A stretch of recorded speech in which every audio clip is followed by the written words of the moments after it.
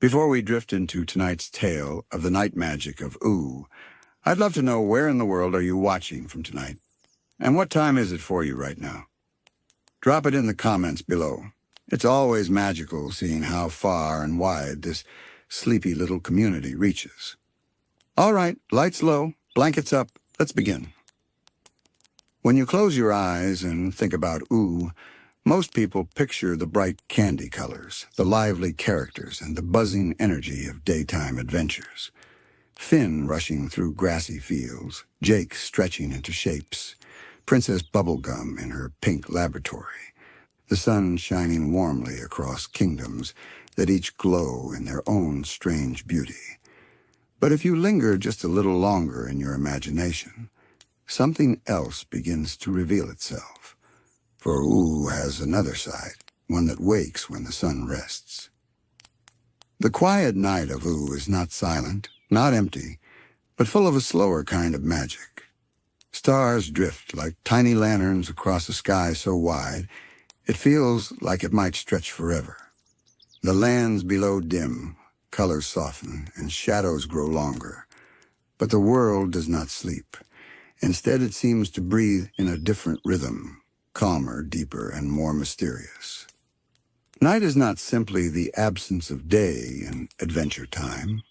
It is its own presence, its own kingdom, woven with secrets and stories that could not exist under the sun. Many of the most pivotal, mystical, and tender moments in the series happen beneath moonlight. The nighttime holds dreams and prophecies, monsters and mysteries, and quiet reflections that daytime could never allow. Think of Finn lying awake, gazing at the stars with questions too big for daylight. Or Marceline strumming her bass under the moon, her voice carrying through a still night that feels more honest than the noise of the day. Even Ice King, with his lonely silhouette against the stars, feels more fragile and real in the hush of night. Night peels away distractions, leaving only the raw magic and emotion of Ooo.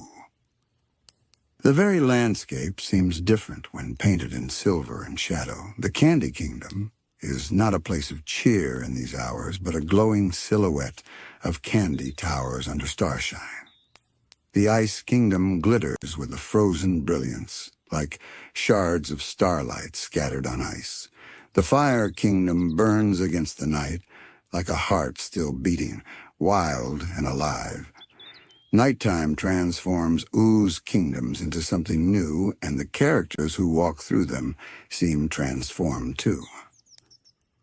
The stars themselves are never just decoration. They sparkle with intention, as though they are watching, waiting, or whispering things too ancient for mortals to hear. At times, the stars become companions, their glow casting comfort upon travelers. At other times, they feel distant and cold, reminding us of the vastness and strangeness of the universe beyond Ooo. And then, of course, there is the moon. It hangs above like a watchful guardian, sometimes tender, sometimes ominous. The moon does not simply shine in Ooo. It acts, it influences, it carries meaning.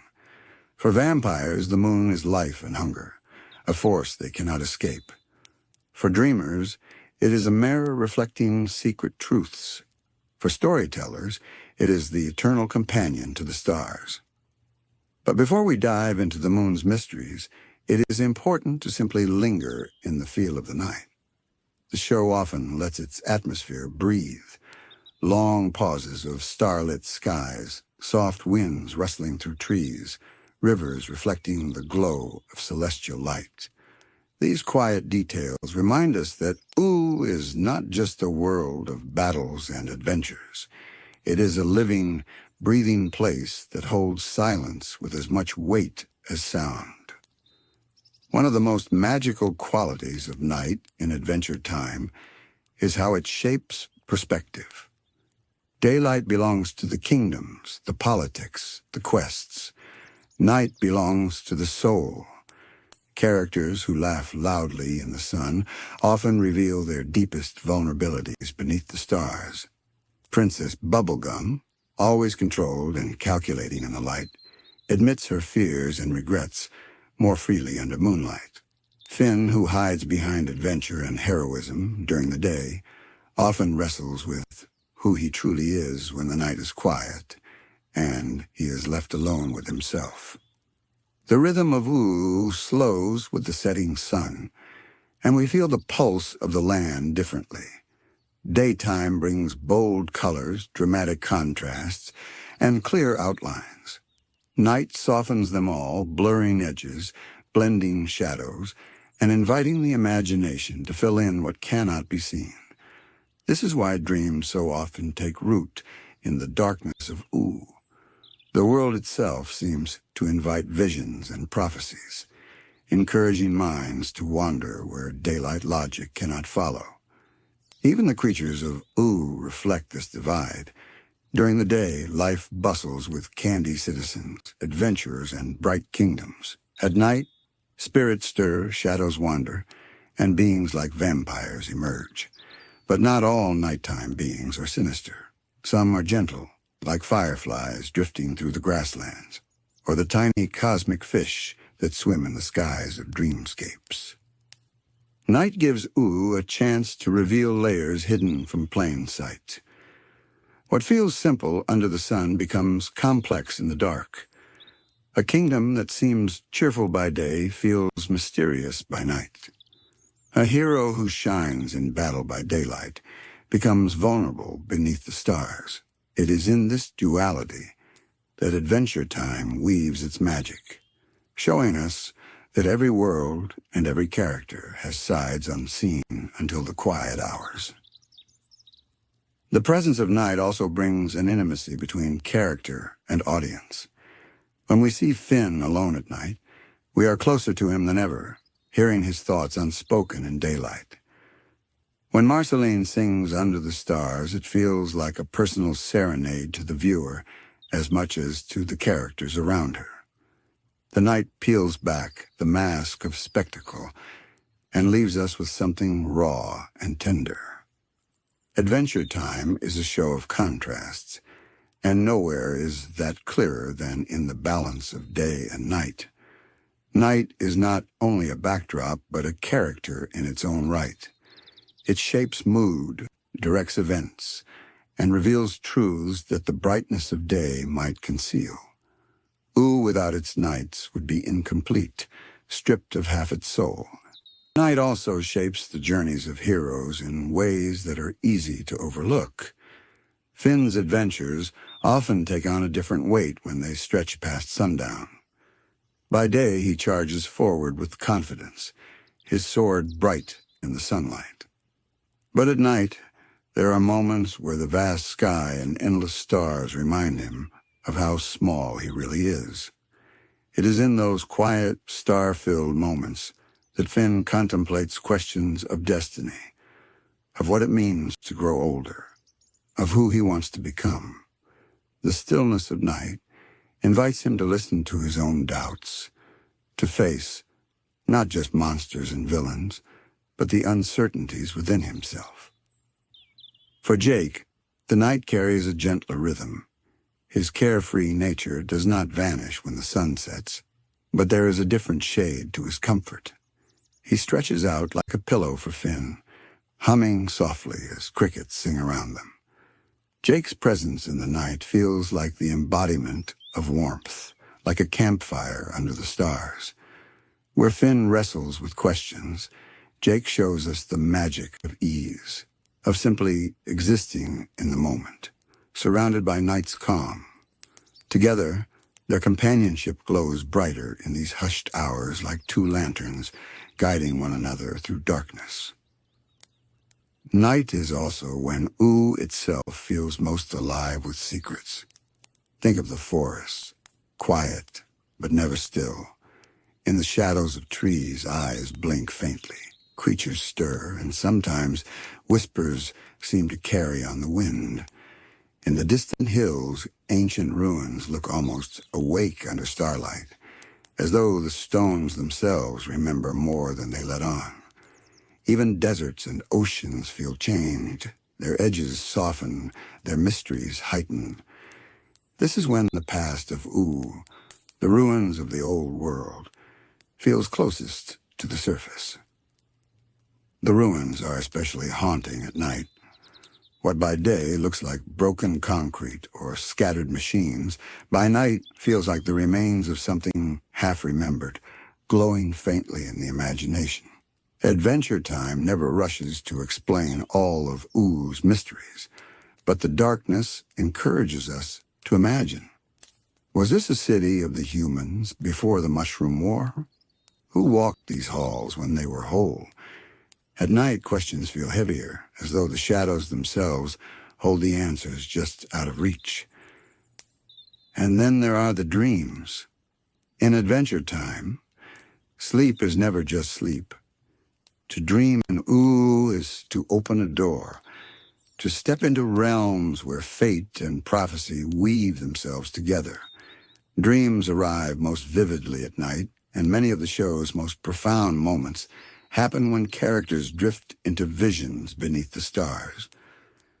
The cosmic owl may flutter into a dream, carrying omens of destiny. Strange visions may guide Finn toward paths that seem inevitable. Night is when the line between waking life and dream life grows soft, and Ooo seems eager to blur the two. The air of night often feels charged with this magic, even when nothing supernatural is happening. The gentle silence, the glimmering constellations, the way light bends in the darkness, it all contributes to the sense that something larger is always present. The characters of Ooo might not notice it every time, but the audience feels it. We can sense that the night itself is a stage, carefully prepared for stories that could not unfold under daylight.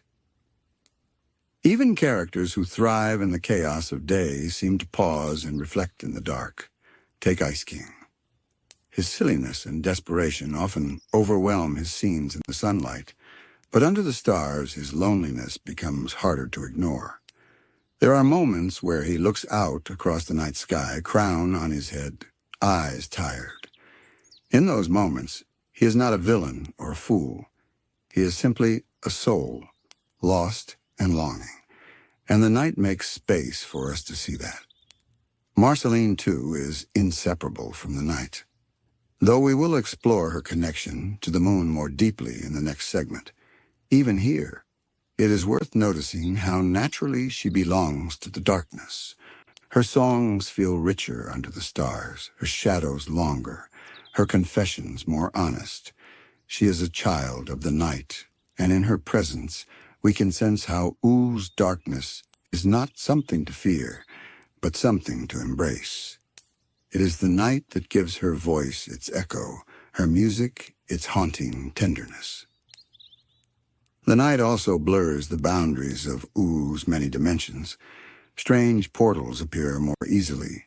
Dreamscapes blend into waking life, and the edges of the multiverse seem thinner when the sun is gone.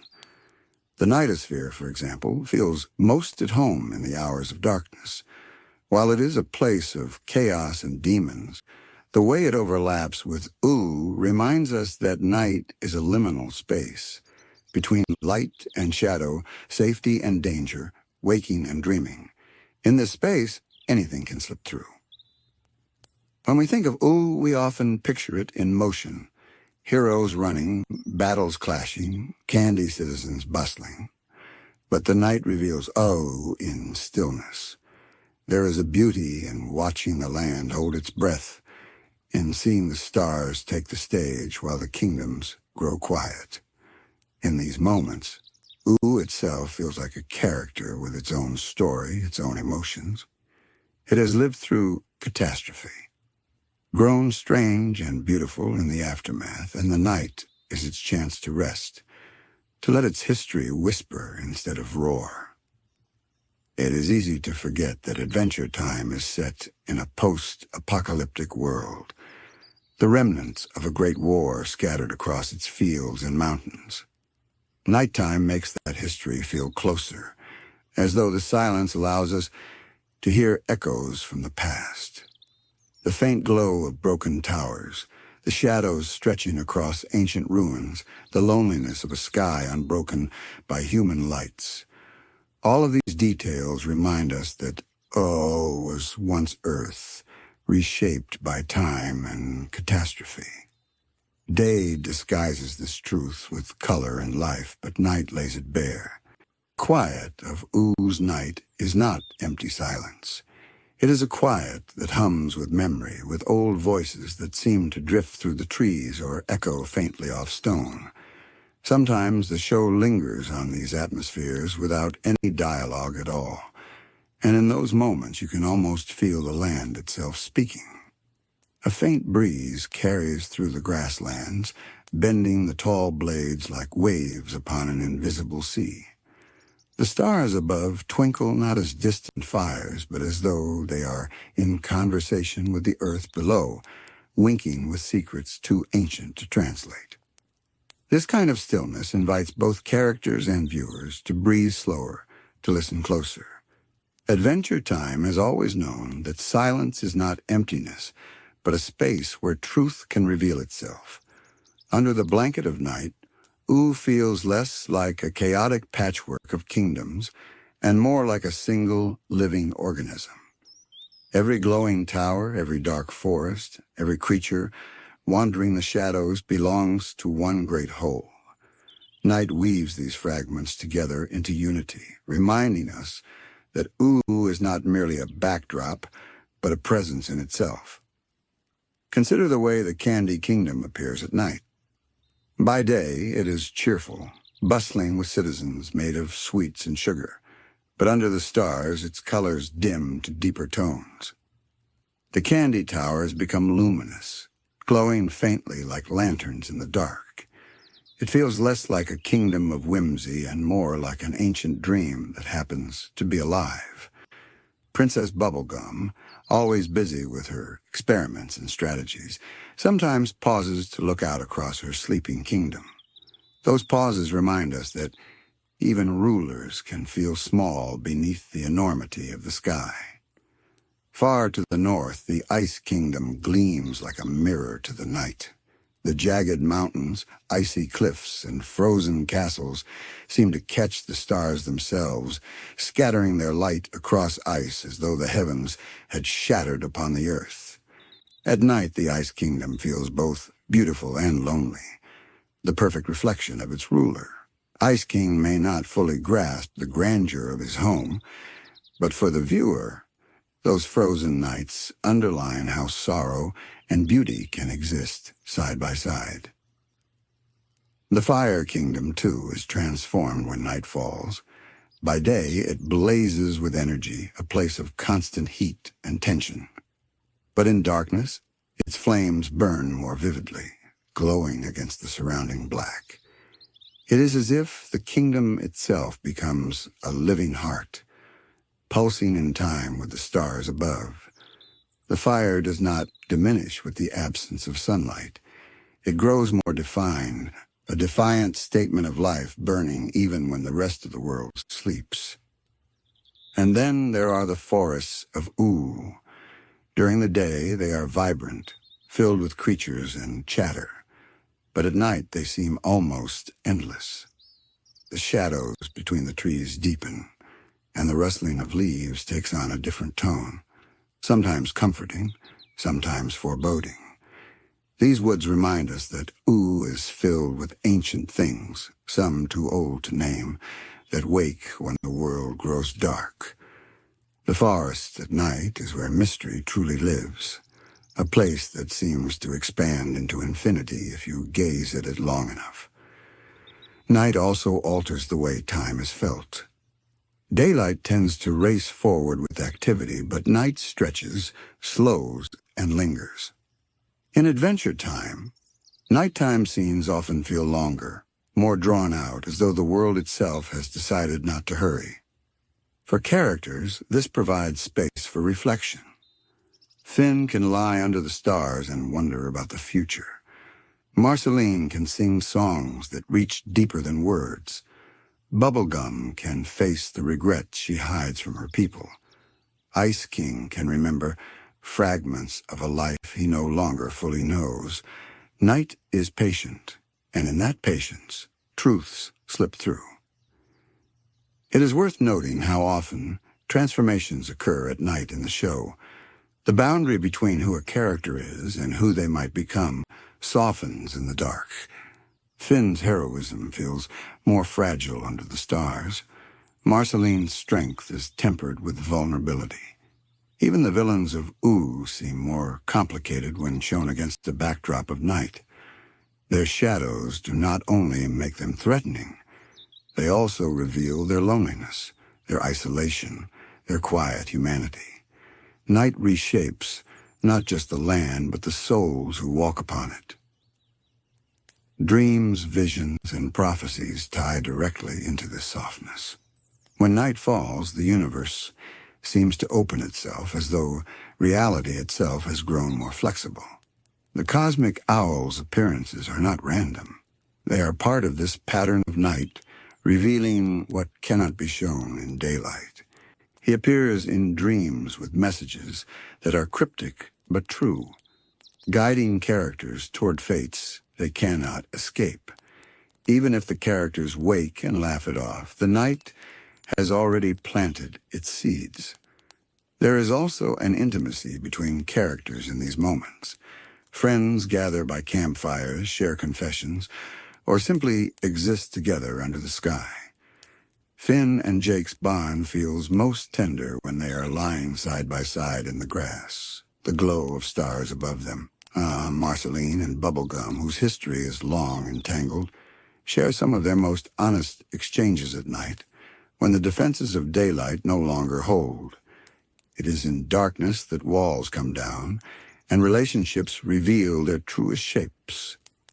Even when fear enters the night, it carries its own beauty. The monsters and shadows of Ooo can be frightening, but they remind us that night is a time of potential, of what may emerge from the dark. It is not only about terror, but about possibility. In Adventure Time, fear often leads to discovery. By walking into the night, characters uncover truths they could never see in daylight. Night is, in this way, a mirror. It reflects not only the stars and the moon above, but also the inner selves of the characters below.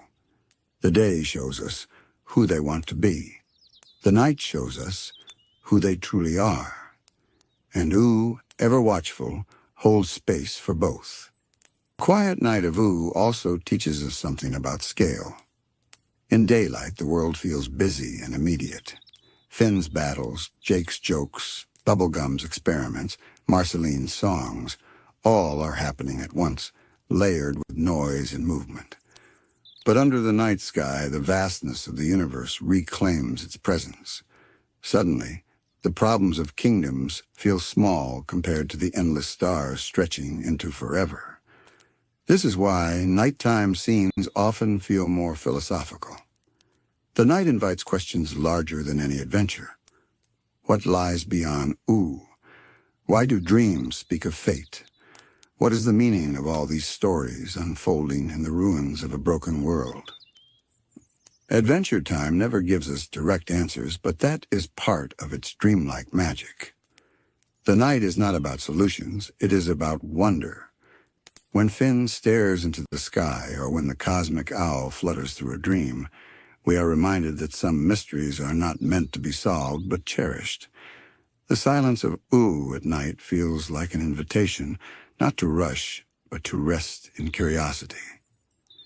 Even nature itself contributes to this atmosphere. Rivers catch the starlight and reflect it like silver threads weaving through the land. Mountains loom as dark guardians, their peaks dusted with faint moonlight.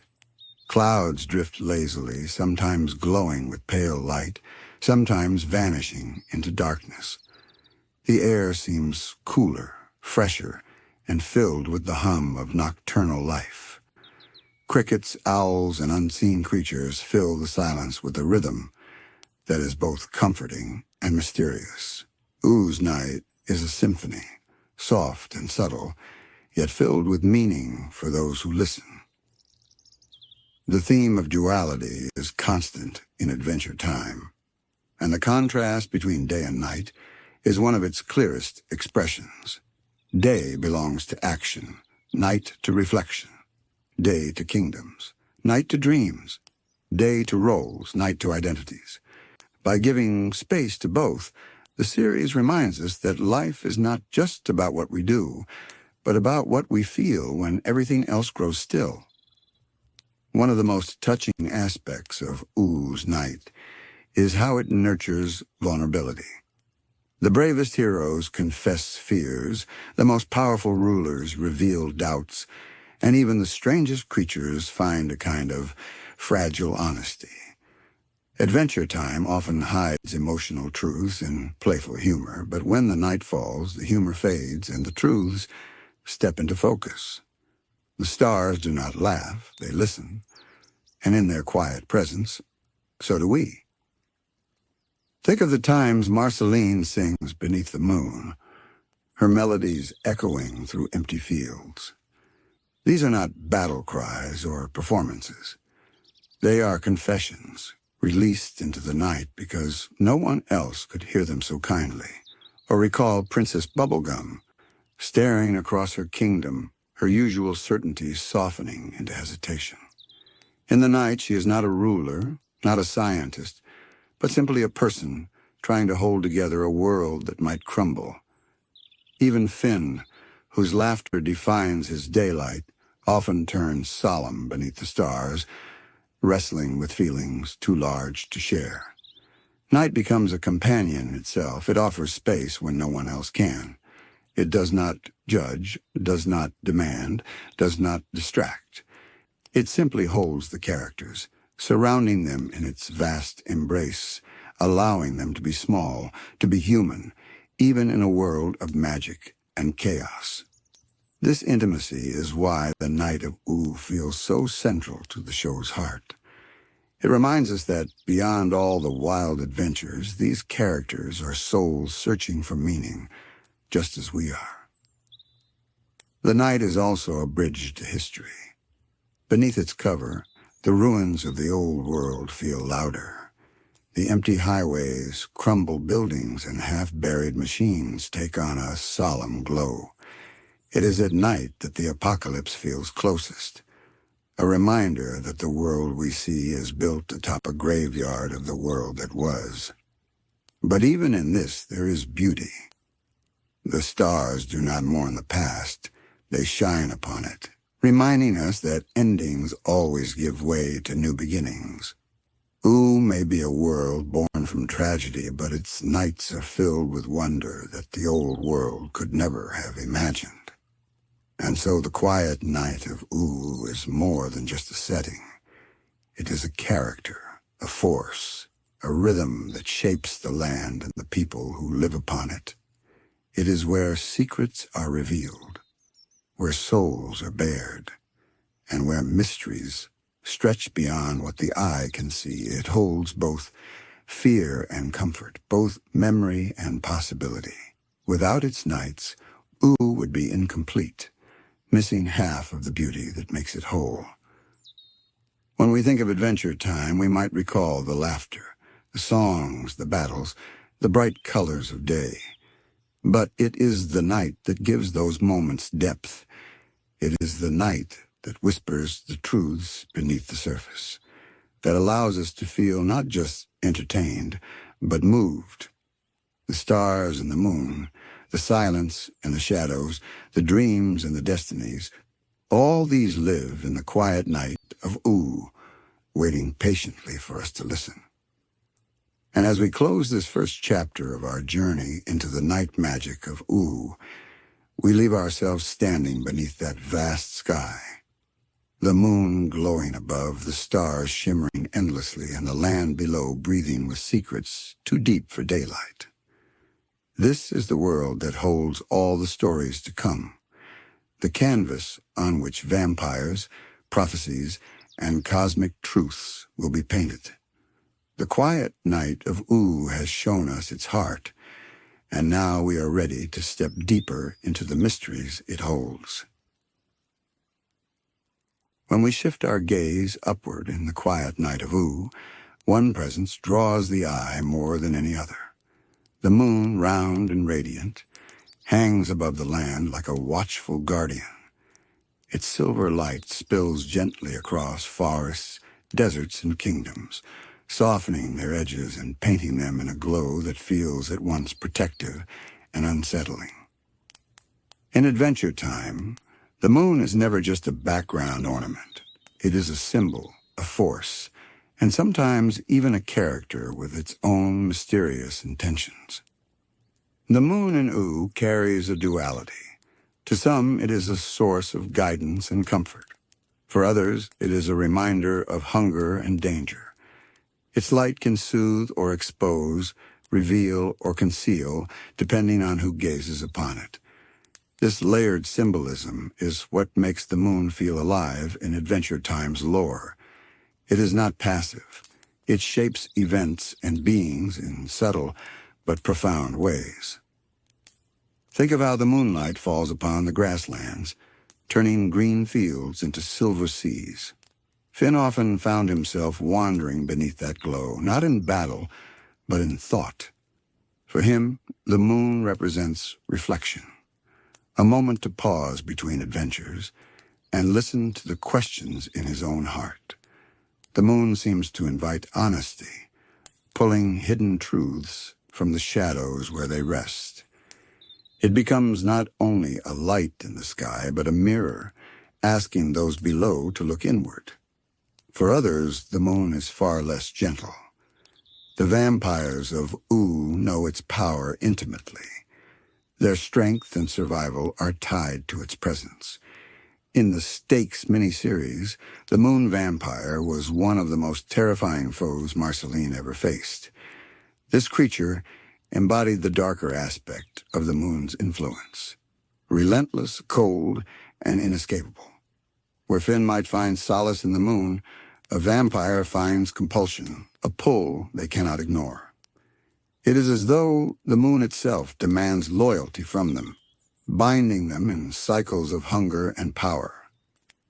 This contrast shows how the moon's meaning is never fixed. It changes depending on who encounters it, just as real moonlight changes when it touches ocean, desert, or mountain. In Ooo, the moon is a symbol of cycles. Life and death, hunger and rest, clarity and confusion, all move in rhythms that the moon seems to oversee. Its phases mark change, reminding us that nothing stays the same forever. Even the strongest beings in Ooo must bow to the slow, steady rhythm of lunar time. What makes the moon so haunting in Adventure Time is how it always feels present, even when unspoken. Episodes may not draw attention to it directly, yet its glow often lingers in the background. When we shift our gaze upward in the quiet night of Ooo, one presence draws the eye more than any other. The moon, round and radiant, hangs above the land like a watchful guardian. Its silver light spills gently across forests, deserts, and kingdoms, softening their edges and painting them in a glow that feels at once protective and unsettling. In Adventure Time, the moon is never just a background ornament. It is a symbol, a force, and sometimes even a character with its own mysterious intentions. The moon in Ooo carries a duality. To some, it is a source of guidance and comfort. For others, it is a reminder of hunger and danger. Its light can soothe or expose, reveal or conceal, depending on who gazes upon it. This layered symbolism is what makes the moon feel alive in Adventure Time's lore.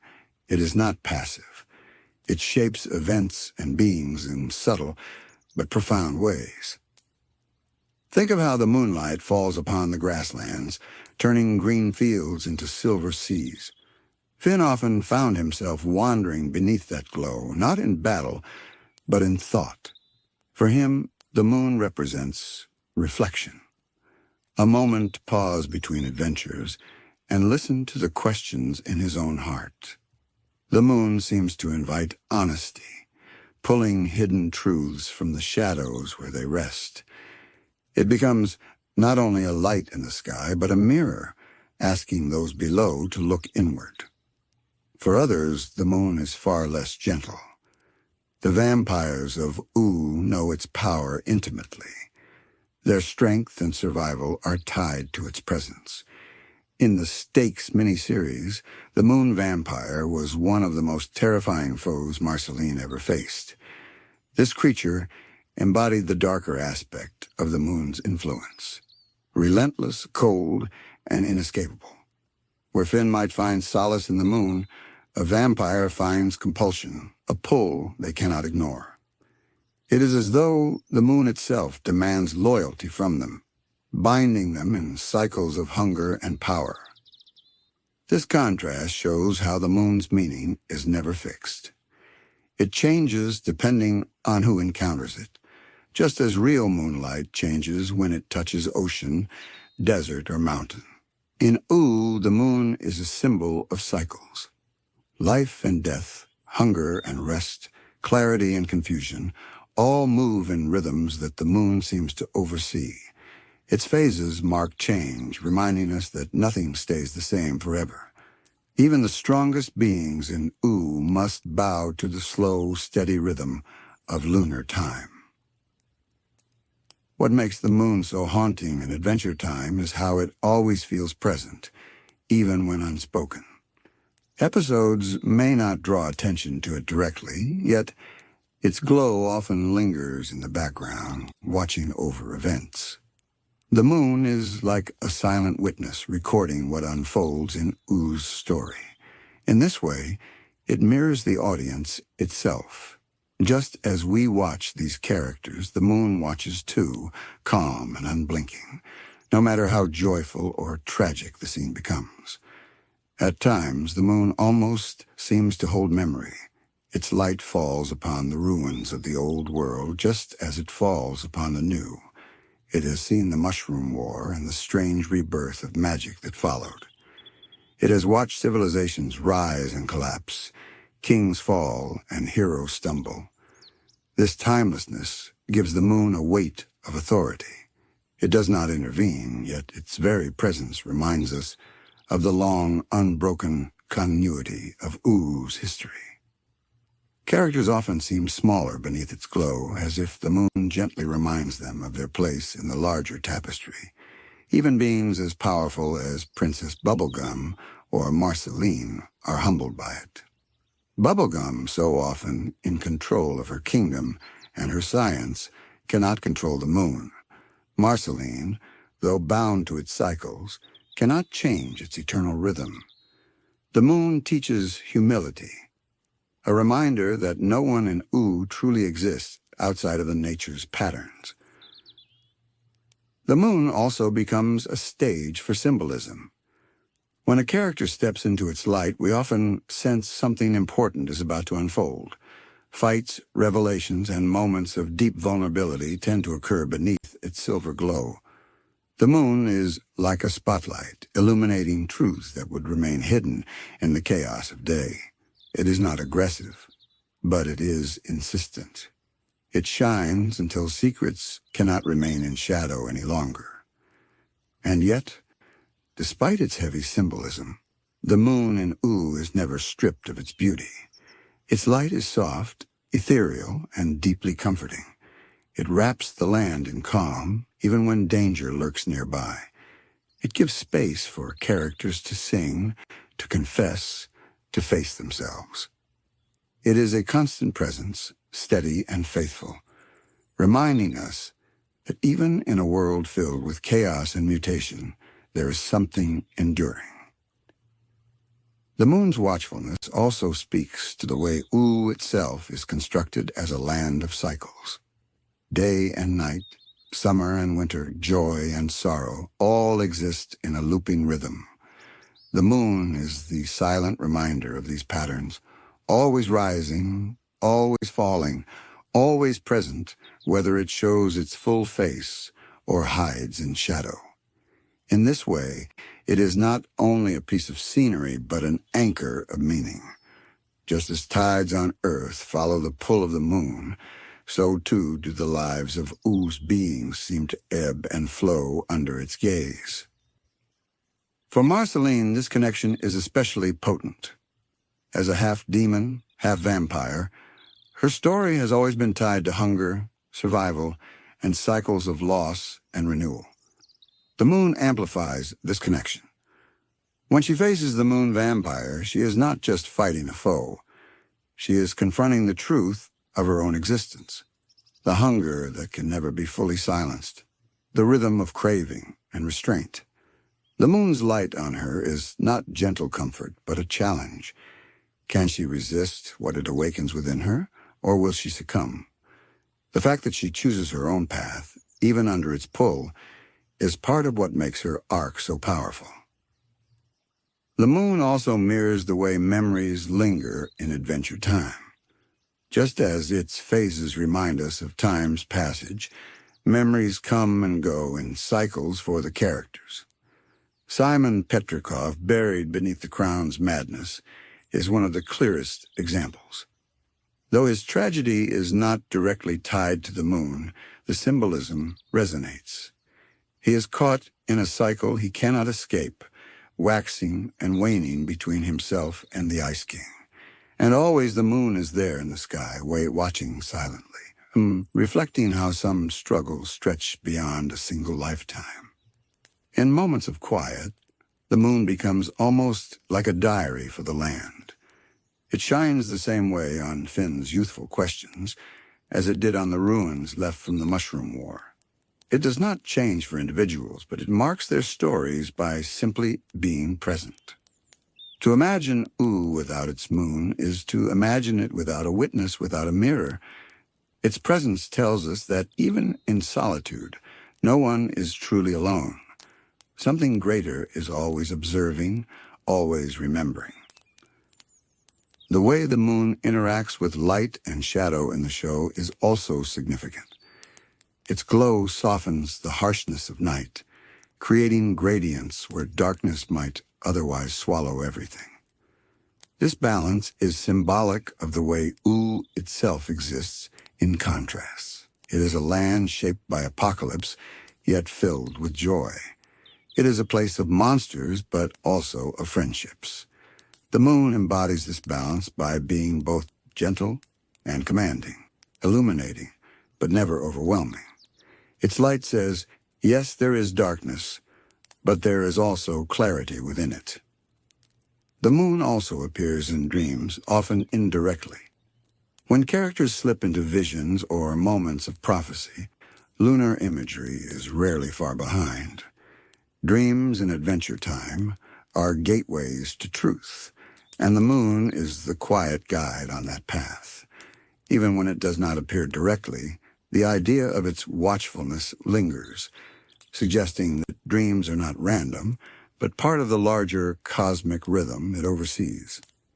This adds to the feeling that the moon is a participant in fate, helping to weave the patterns that characters must eventually follow.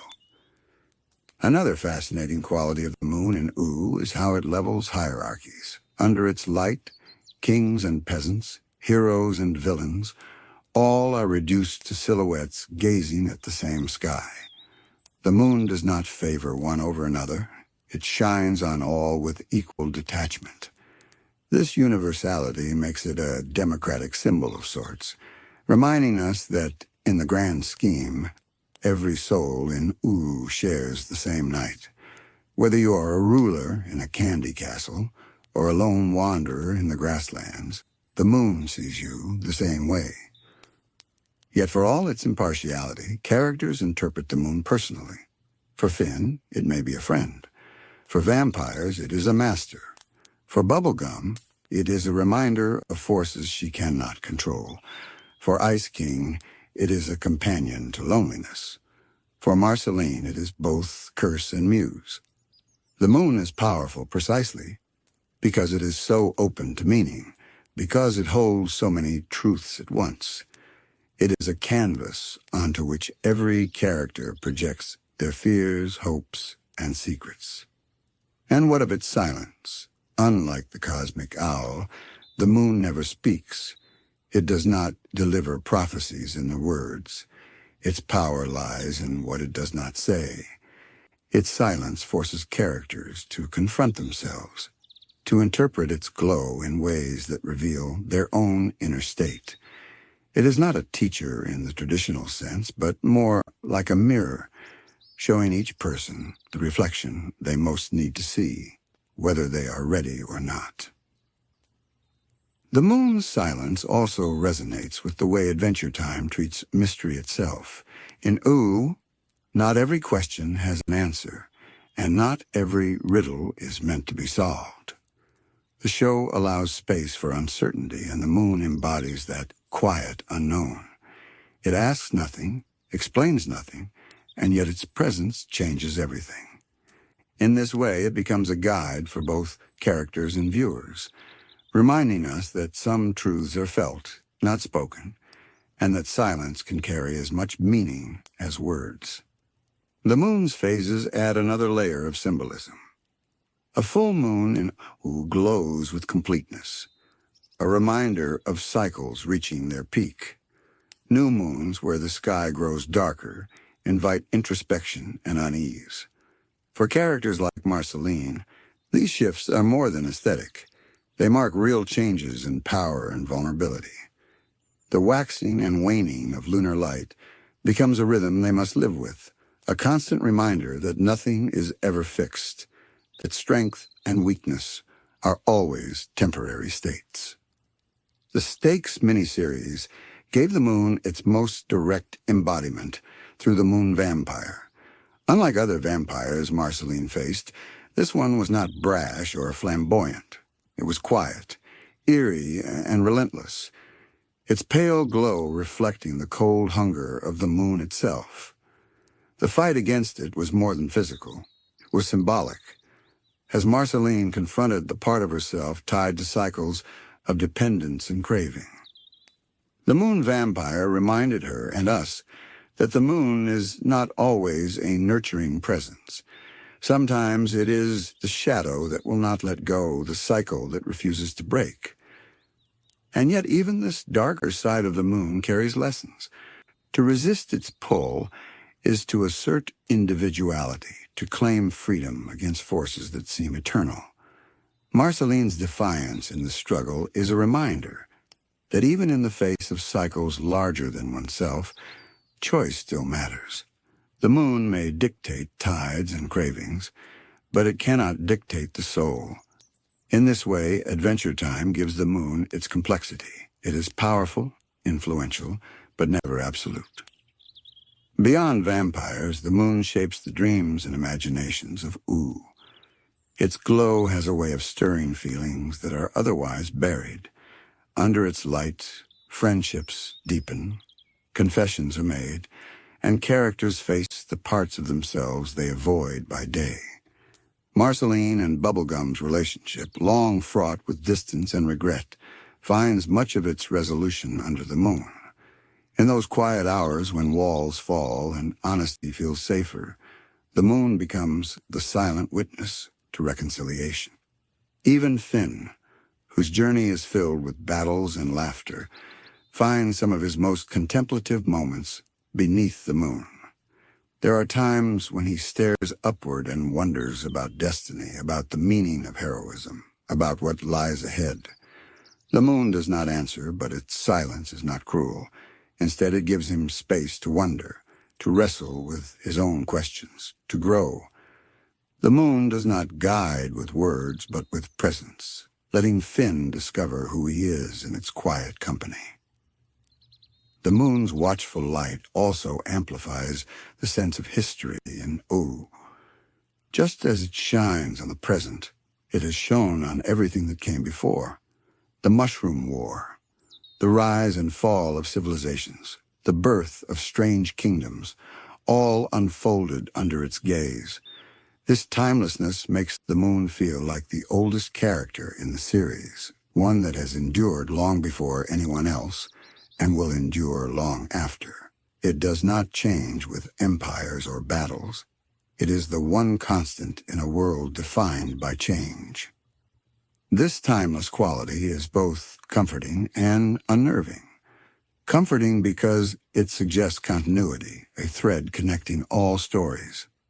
Unnerving because it reminds us of our smallness, of how fleeting individual leaves are compared to the cosmic rhythm. The moon has no urgency. It does not rush.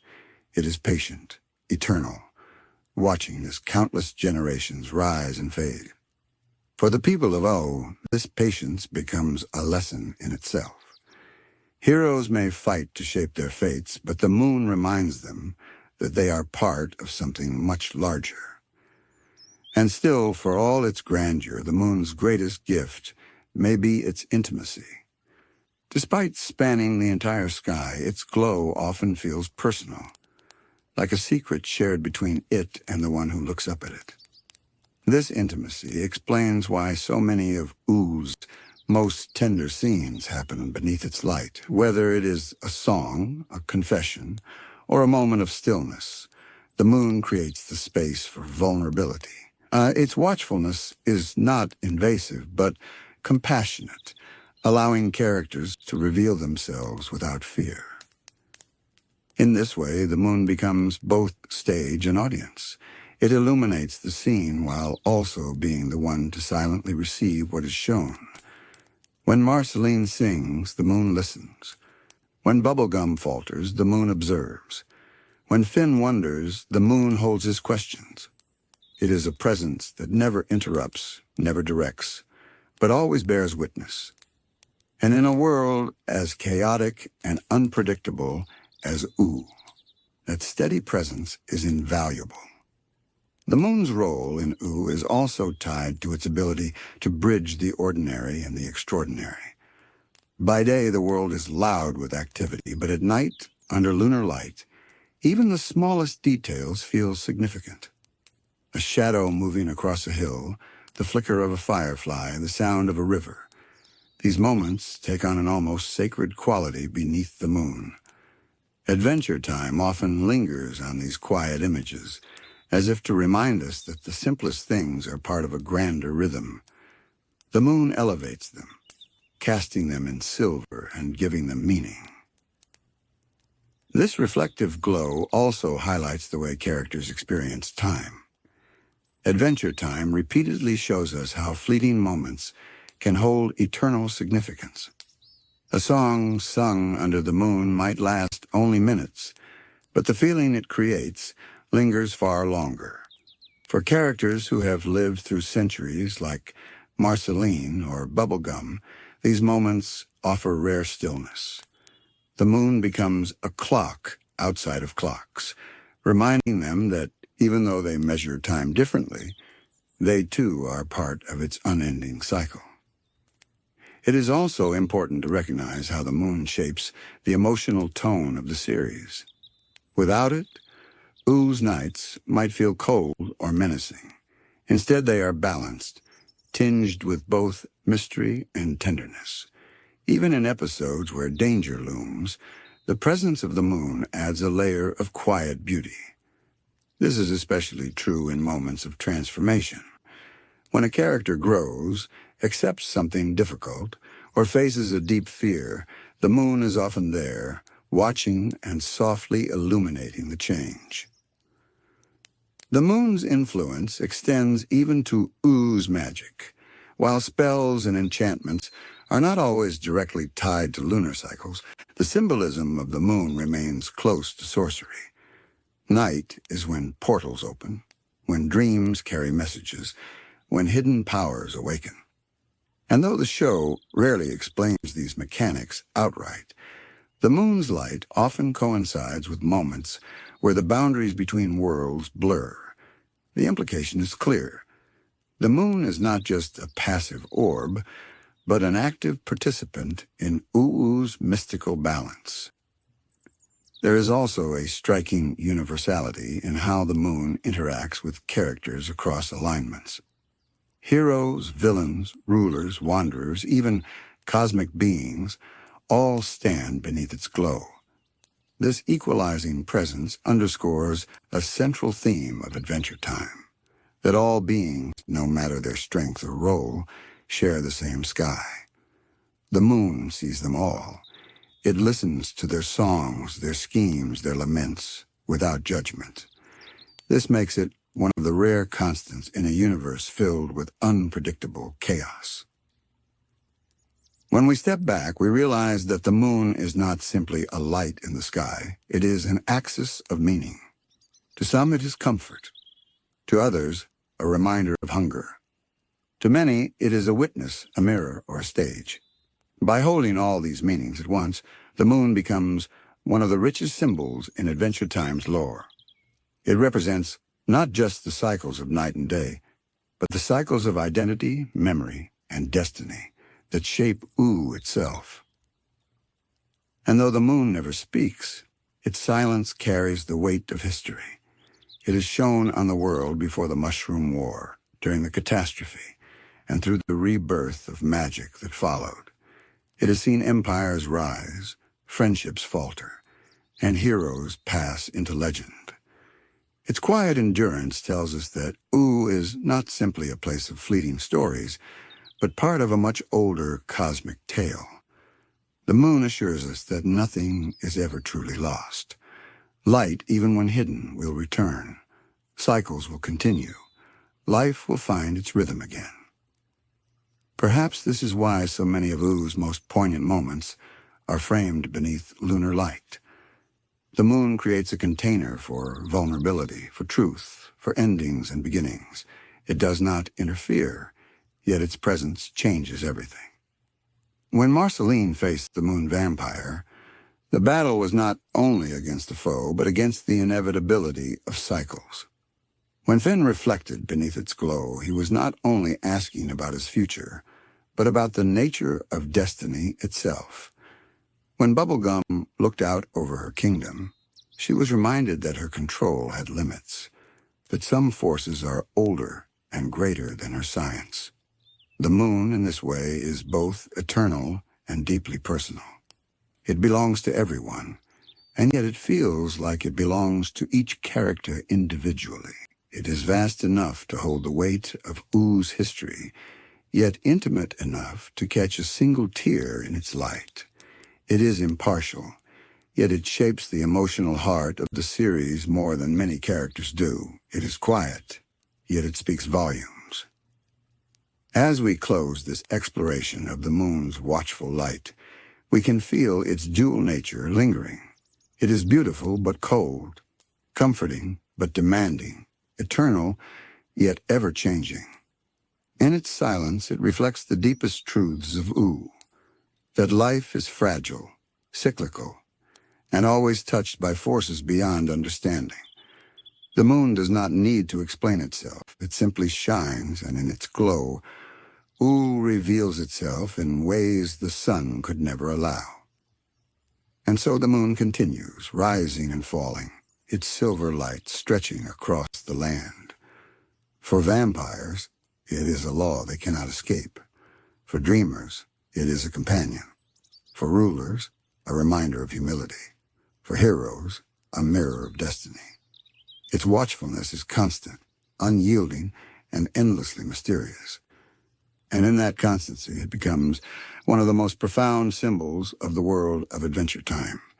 When we turn our attention to the Vampires of Ooo, the moon ceases to be just a quiet symbol and becomes something far more tangible, far more demanding.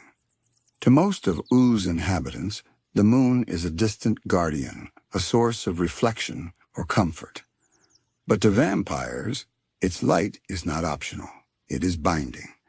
It shapes their power, their cycles, their very existence.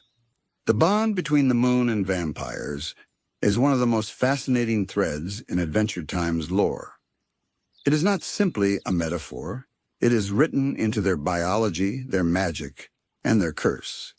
For Marceline, and for every vampire she encountered, the moon was not just part of the night sky. It was a law of nature, an invisible chain wrapped around them, dictating when they were strong, when they were vulnerable, and what they hungered for. The Stakes miniseries made this relationship explicit. giving us the unforgettable figure of the moon vampire.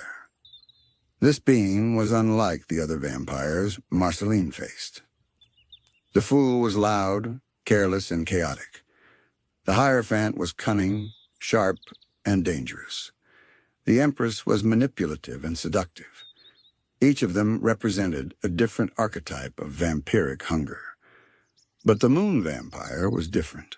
It was quiet, deliberate, almost serene, and that calm made it all the more terrifying. Its power was not in speed or brutality, but in inevitability. It moved with the patience of the moon itself, slow but inescapable, unyielding in its hunger. The moon vampire did not rush to strike, because it did not need to. Its power waxed and waned in rhythm with the moon above, and it carried within it the certainty of cycles. It was the embodiment of the truth that hunger always returns, that craving can never be fully silenced, that the pull of the moon is eternal. Marceline's battle with the moon vampire was not only physical, it was spiritual. She was not just fighting a creature. She was fighting the part of herself that could never truly escape vampirism. Every vampire she destroyed had represented a part of the curse she carried. But the moon vampire was the deepest layer. It was the reminder that no matter how much she resisted, the moon would always call to her, binding her existence to its glow. The imagery of their confrontation carried this symbolism. The moon vampire, pale and luminous, was like a reflection of the moon itself, casting its cold light upon Marceline. Its calm, unhurried nature made it feel eternal, as though it had all the time in the world to consume her. And Marceline, standing against it, was standing against inevitability. Her defiance was not just about survival, but about claiming freedom from cycles that seemed unbreakable. This dynamic tells us something profound about the nature of vampirism in Ooo. Vampires are not just monsters. They are beings caught in rhythms larger than themselves. Their hunger is not a choice but a law written into the universe through the moon. And yet within that inevitability, there is still space for choice. Marceline's resistance proves that even when bound by cosmic forces, the soul can still assert itself. The moon's connection to vampires also reframes the way we see night in Ooo. For humans, candy citizens, and even heroes like Finn, the night is a time of mystery, reflection, or danger. For vampires, it is survival. The moon is both sustenance and prison, granting them power but never freedom. Its glow is what allows them to endure, but it is also what reminds them that they will never escape their hunger. They are tethered to it, unable to look at the sky without seeing their fate written across it. In this way, the moon becomes not only a symbol of cycles, but also of dependence. Vampires live in a state of constant craving, and the moon amplifies that craving.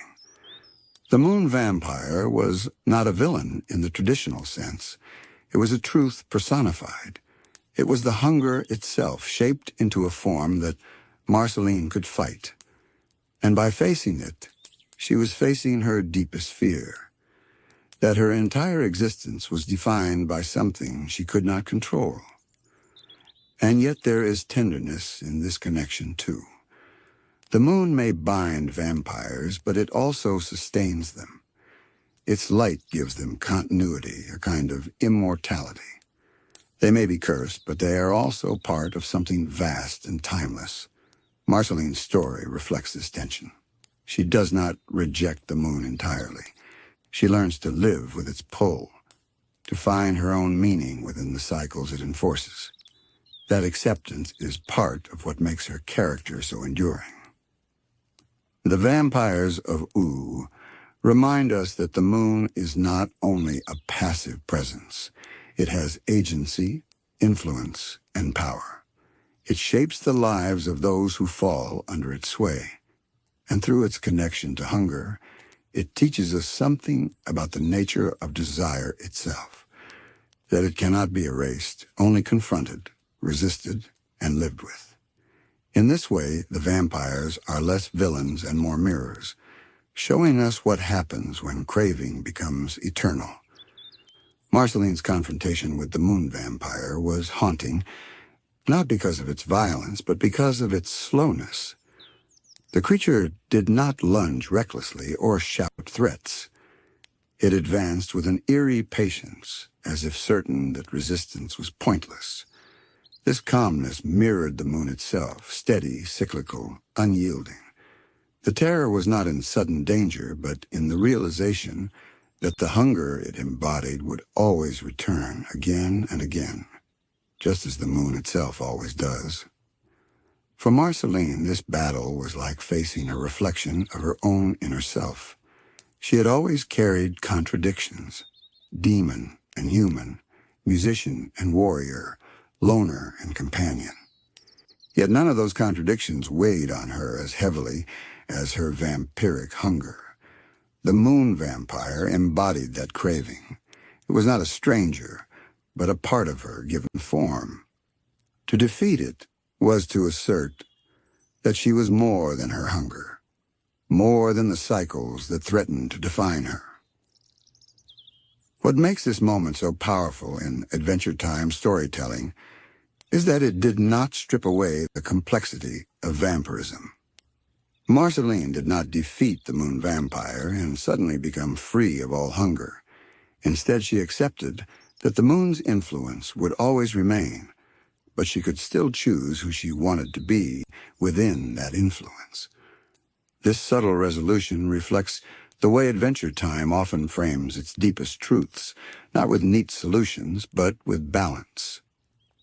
The Vampires of Ooo each represented aspects of hunger and temptation. But the moon vampire was different in that it embodied inevitability. Hunger is not an accident for vampires, it is their nature, written into the very laws of their being. The moon was the silent enforcer of this law, its light pulling them into the cycle of craving. By personifying this through the moon vampire, the show gave us a chance to see that inevitability confronted directly. This battle also cast new light on Marceline's long history. She had spent centuries wandering Ooo, surviving on what she could, and making choices that often isolated her. Her immortality was a gift and a burden, a constant reminder that she was not like the mortals around her. The moon, with its eternal glow, mirrored this loneliness. It had watched her entire life unfold, just as it had watched the Mushroom War and all the centuries that followed. Facing the moon vampire was not only about hunger, but about history. It was Marceline wrestling with the weight of all she had endured, the reminder that she had always been under that watchful glow, even when she felt most alone. The moon also amplifies the theme of dependence woven through vampiric lore. Vampires cannot escape their cycles. They live by feeding, by craving, by returning to the hunger again and again. The moon ensures that this cycle continues, a silent overseer of their immortality. And yet, within that dependence lies a strange form of strength. Vampires endure, they persist, even when kingdoms fall and mortals vanish. The moon grants them that continuity, binding them to its rhythm, but also ensuring their survival. This duality is especially visible in Marceline's music. Many of her songs carry tones of longing, regret, and endurance. Though she does not always mention the moon directly, the themes echo its presence. Her music often feels like something carried on lunar light, soft, haunting, timeless. In this sense, the moon is not only her enemy, but also her muse. It fuels her struggles, but it also gives depth to her art. Her songs under moonlight are some of the most poignant moments in Adventure Time, resonating not just as entertainment, but as reflections of centuries lived under a curse. Other vampires in the Stakes miniseries also reflect aspects of this lunar bond. Each had their own approach to hunger, their own relationship to the inevitability of craving. Some embraced it openly, and some tried to twist it for power, and some attempted to hide it behind cunning or charm. But none could escape it. The moon vampire reminded them all that beneath every strategy, beneath every mask, the hunger remained. The moon ensured that they were never free of it. This makes the victory over the moon vampire all the more meaningful. It was not simply the end of a monster, but the reclamation of agency. Marceline did not erase her hunger, but she proved that it did not define her completely.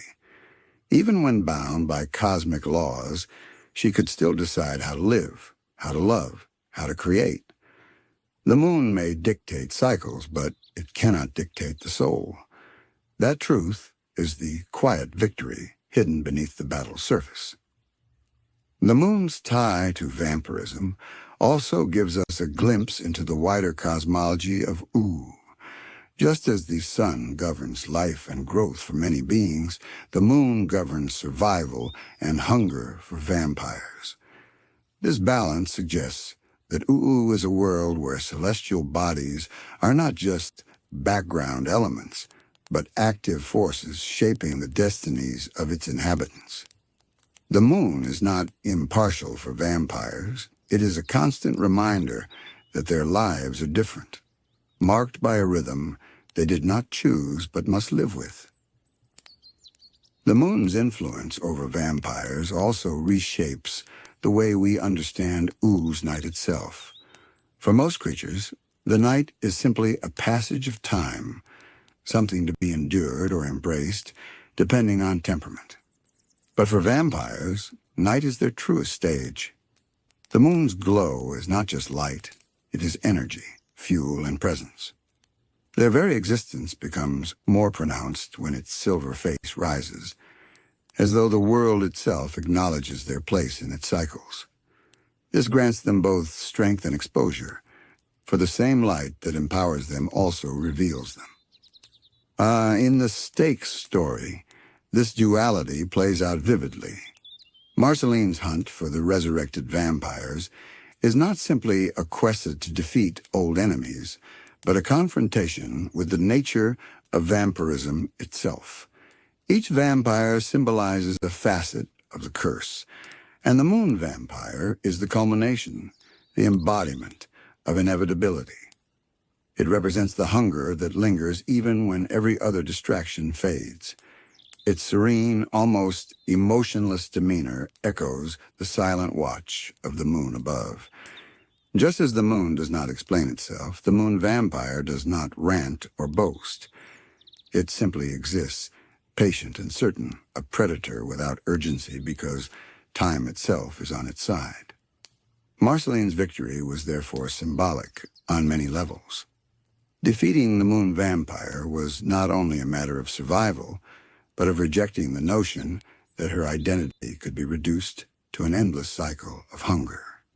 For centuries, she had struggled with this truth, that no matter how much she loved, created, or changed, she was still bound to the pull of the moon. In that moment of defiance, she proved that while the moon might shape her existence, it did not own her spirit. This is where the show's use of the moon becomes so layered.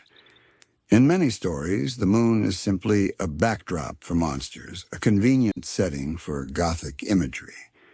But in Adventure Time, the moon is integrated into the metaphysical structure of the world. It is not just a place in the sky, it is a law of existence. Its cycles define hunger as much as they define tides, linking vampires to something larger than themselves. This cosmological link elevates them beyond mere creatures of horror. They become reflections of desire itself, tied to the same rhythms that govern oceans and dreams. And yet what makes this portrayal tender is how the show refuses to reduce it to pure terror. Vampirism in Ooo is frightening, but it is also deeply human. The hunger vampires feel is extreme, but it is not foreign. It mirrors the cravings, dependencies, and longings that every soul wrestles with. The moon's glow over vampires is not so different from the way we too feel drawn to desires we cannot entirely silence. By weaving this metaphor into the lore, Adventure Time allows us to see ourselves in Marceline's struggle. Her fight against the moon vampire becomes our fight against the parts of ourselves that feel inescapable. The moon's connection to vampires also deepens our understanding of immortality. Eternal life may seem like a gift, but under the moon, it becomes clear that eternity without freedom is a form of prison. Vampires live forever, but their existence is shaped by cravings that never cease. The moon ensures that no matter how many centuries pass, the hunger remains. Marceline's journey highlights this paradox. She has seen more of Ooo than almost anyone else, but she has also carried the same unending pull for longer than anyone should. And yet, from this paradox emerges art. Marceline's songs, especially those sung under moonlight, are drenched in the themes of loss, longing, and resilience. The moon's pull gives her pain, but it also gives her voice depth. When she sings, it feels as though the moon itself is listening, carrying her melodies across the night. In this way, the very force that binds her also helps shape her into one of the most expressive, soulful beings in Ooo. The moon gives hunger, but it also gives inspiration. It becomes both enemy and muse, curse and companion. Other vampires respond differently to the moon's presence. Where Marceline resists, some embrace it fully. The Empress, for example, wields her power with seductive ease, leaning into the cycles of craving as though they were strength. For her, the moon is not a chain, but a throne, legitimizing her control. Others, like the Hierophant, see the moon's inevitability as a tool for cunning and survival. These varying responses show how the same force can shape beings differently depending on how they choose to meet it. The moon sets the rules, but within those rules lies room for interpretation. What ties all vampires together, however, is that none can escape. No matter their strategy, their hunger, or their personality, the moon reminds them that they are bound. They may twist, manipulate, or embrace the curse, but they cannot erase it. The moon vampire made this truth unavoidable, stripping away all illusions and leaving only the hunger itself. For Marceline, to strike it down was to accept that while she could never be rid of her vampirism, she could decide what it meant for her life. This confrontation is why the moon's symbolism in Adventure Time feels so essential to the broader lore. It is not an external villain, something that can be fought and forgotten. It is an ongoing presence, a part of the natural order. To live under the moon is to live with cycles, with hunger, with inevitability. The only question is whether those cycles define you, or whether you find ways to define yourself within them. Marceline chose the latter, and in doing so, she became one of the most enduring and beloved characters in the series. The moon's tie to vampirism also highlights how Adventure Time often weaves personal struggles into cosmic patterns. Vampires are not only supernatural beings, they are metaphors made flesh. They embody what it feels like to be trapped by cycles, to crave what you wish you could resist, to be marked by forces beyond your control. The moon's glow makes this metaphor unavoidable. Its steady light says, you cannot escape what you are, but you can choose how to live with it. That message gives weight to every encounter Marceline has, especially with the moon vampire. This is why the battle is remembered as one of her most defining moments. It was not only a triumph over a foe, but a quiet assertion of self. Marceline has always been more than her hunger. She is a daughter, a friend, a musician, a survivor. Facing the moon, Vampire forced her to prove that those identities still mattered, even under the relentless pull of the lunar cycle. The moon may bind her body, but her spirit remains free. This truth gives her strength and makes her journey resonate so deeply with viewers. The moon also reframes how we see Marceline's relationships. Her bond with Princess Bubblegum, for instance, gains new depth when viewed through the lens of lunar symbolism. Bubblegum, a ruler and scientist, lives her life in control, seeking to manage the chaos of her kingdom. Marceline, under the moon's curse, embodies the opposite, an existence shaped by forces she cannot control. Yet when they come together, they balance one another. The moon may always be present, but in moments of vulnerability and love, its pull feels softer, less absolute. Their connection shows that even under cosmic chains, companionship can create freedom. The moon's connection to vampires also adds tension to their place in Oo's wider society. For mortals and candy folk, the moon is a beautiful sight.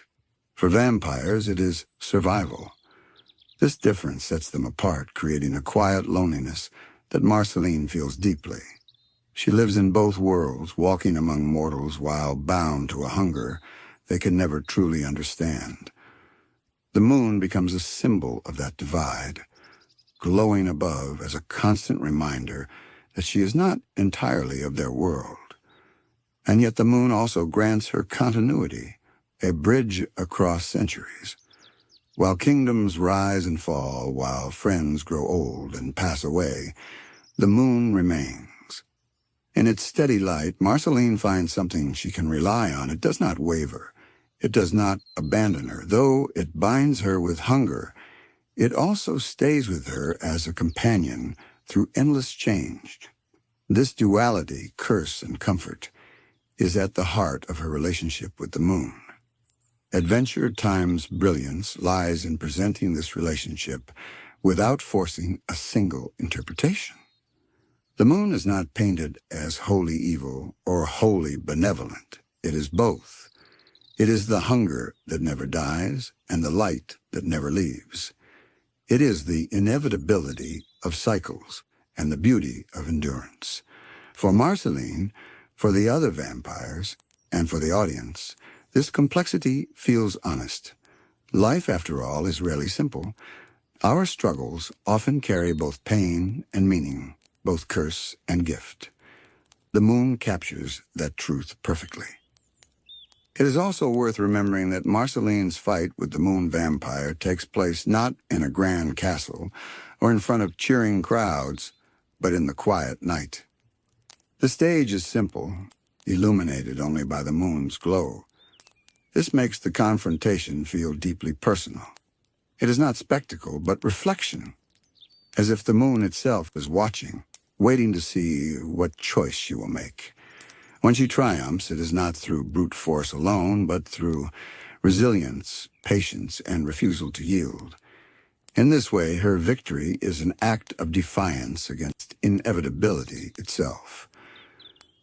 The moon's tie to vampirism ultimately enriches Oo's lore by reminding us that its world is shaped by forces larger than any one character.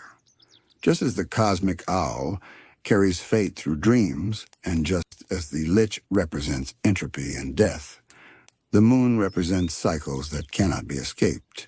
It is impartial, yet intimate. It binds, yet it inspires. It is a reminder that no one in Ooo, not even the immortal, lives outside of nature's rhythms. As segment 3 draws to a close, we are left with an image of the moon casting its silver light across the land.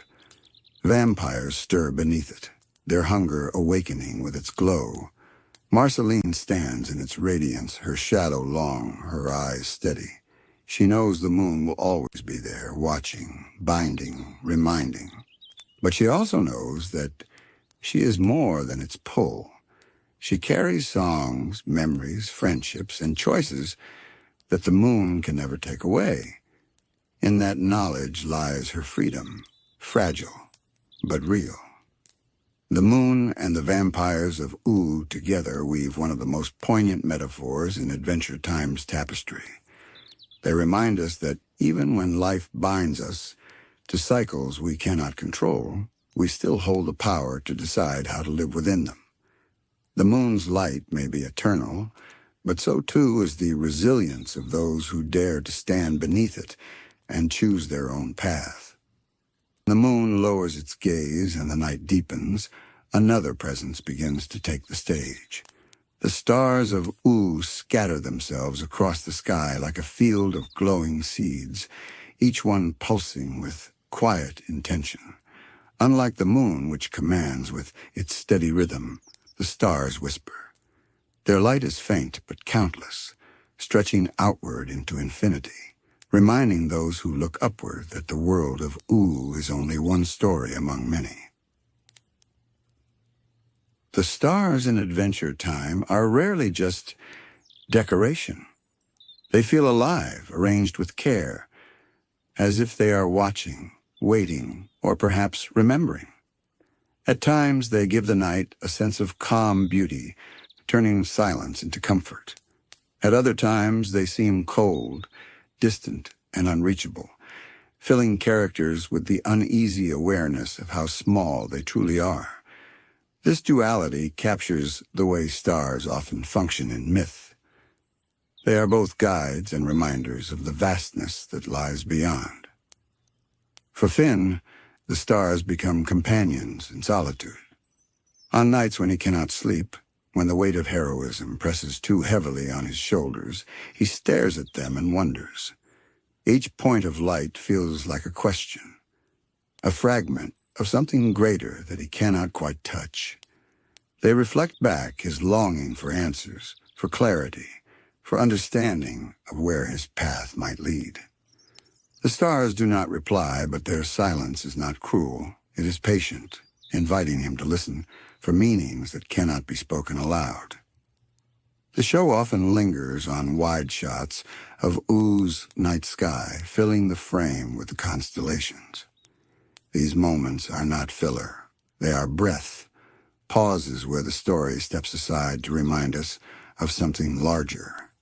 Just as the characters' lives are unfolding on the land below, destinies are also written above, mapped out in constellations and celestial alignments. The stars are like the quiet ink of fate, etching lines no one can fully read, but everyone feels. And it is through the stars that the presence of the cosmic owl makes itself known. He is not bound to the earth like the moon, but woven into the night sky itself. Whenever a character dreams of the cosmic owl, the stars feel closer, brighter, as though they are leaning in to listen. The owl's domain is prophecy, but his messengers are the stars. They create the stage where he enters, where fate can be whispered into the heart of a dreamer. The silence of the stars reflects the silence of destiny in Adventure Time. Prophecy is never shouted. It arrives gently, in fragments, through visions and symbols. The stars do not force their meaning, but they make their presence felt, encouraging characters to pay attention. In this way, the stars act as both backdrop and participant. They are scenery, but they are also storytellers, shaping the stage upon which dreams and prophecies unfold. Stars also symbolize memory and Ooo. Just as the moon has watched history unfold, the stars carry the weight of everything that came before. They shine on the ruins of the old world just as they shine on the laughter of the new. Their light is ancient, traveling vast distances to arrive in Oo's sky. To look at the stars is to look at echoes, to witness the remnants of moments long gone yet still present. This makes them perfect symbols for the theme of destiny, for prophecy itself is just a memory of the future waiting to arrive. For characters like Finn, Jake, and even the Ice King, this symbolism resonates deeply. Finn sees the stars and feels the weight of his journey. Jake sees them and feels peace, as though the vastness makes all problems small. Ice King gazes upward and feels loneliness, reminded that even surrounded by countless lights, he is still apart. Each reaction is different, but all are shaped by the same silent canvas. The stars do not change, but what they reflect in each soul is endlessly varied. What makes Adventure Time's use of stars so enchanting is the way they blend the cosmic with the personal. The night sky is vast, stretching beyond comprehension, yet its beauty feels intimate. A single character lying in the grass can look upward and feel as though the stars are shining only for them. The show captures this duality with delicate care, reminding us that the universe is both immense and personal, infinite and close. The stars also remind us that Ooo is not the entire story. They hint at other worlds, other dimensions, and other possibilities. The multiverse is a recurring theme in Adventure Time, and the stars are the first invitation to consider it. Each tiny light might be another world, another version of reality, another thread in the cosmic tapestry. For the characters, this possibility often remains unspoken, but for the viewer it is clear. Ooo is only one note in a much larger symphony. The stars of Ooo do more than decorate the night sky. They act as signposts, guiding the dreams that slip quietly into the minds of those who sleep. Just as the cosmic owl drifts into dreams to deliver visions of destiny, the stars provide the stage for those visions to unfold. Whenever the owl appears, there is a sense that the stars are leaning closer, gathering around him like an audience. Their glow becomes brighter, sharper, reminding us that fate is not a matter of chance, but of design. One of the most striking qualities of the stars is how they give form to silence. A night without stars feels empty, but a night filled with them feels alive with quiet meaning. The show captures this difference by showing us wide, starlit skies just before or after moments of revelation. The stars themselves do not speak, but their presence suggests that something larger is at work, something that cannot be ignored. They are the punctuation marks of Oo's cosmic story. When Finn dreams of the cosmic owl, it is under a star-filled sky. These dreams often bring with them feelings of inevitability. No matter how much Finn might resist, the visions carry a truth he cannot outrun. The stars are the silent witnesses to these prophecies, shining calmly as destiny unfolds. In this way, they remind us that fate is woven into the very fabric of the night, visible to those who care to look up. Yet the stars are not only about destiny, they also carry comfort. For characters who feel alone, who struggle with identity or loss, the stars provide a sense of continuity. They are always there, no matter what changes below. This is why they often appear in scenes of vulnerability. Finn lying awake, Marceline strumming her bass, Bubblegum facing her doubts. The stars hold them all equally and gently, reminding them that even in isolation, they are part of something greater. The stars also help frame the passage of time in Adventure Time. Unlike the sun, which dictates the rhythm of daily life, the stars remind us of eras, of ages stretching into the past and future. Their light has traveled for centuries to reach Ooo, which means that every star we see is already a memory. This makes them perfect companions for prophecy, for they show us that time itself is layered, that the past and the future are always touching in subtle ways. Jake, with his easygoing nature, often reflects the lighter side of stargazing. For him, the stars are not heavy with destiny, but playful, like dots on an infinite canvas. His perspective reminds us that not every cosmic truth must feel burdensome. Sometimes the stars are simply there to be enjoyed, to bring wonder without weight. This balance keeps Oo's celestial imagery from ever becoming oppressive. Even as the stars whisper of fate, they also sparkle with joy. But for others, like the Ice King, the stars amplify loneliness. When he looks up, he does not see comfort or prophecy. He sees distance, 1,000 unreachable lights that remind him of what he has lost. His crown has stripped him of Simon's life, leaving him trapped in a cycle of madness. The stars, cold and far, mirror that distance. They shine brightly, but he cannot touch them, just as he cannot reach the memories of his old self. For him, the stars are not promises, but reminders of absence. This range of meaning shows how deeply the stars in Adventure Time resonate with the inner worlds of its characters. They do not dictate a single truth. They reflect whatever truth is most pressing in the heart of the one who gazes upward. To Finn, they are questions. To Jake, delight. To Marceline, memory. To Bubblegum, perspective. To Ice King, sorrow.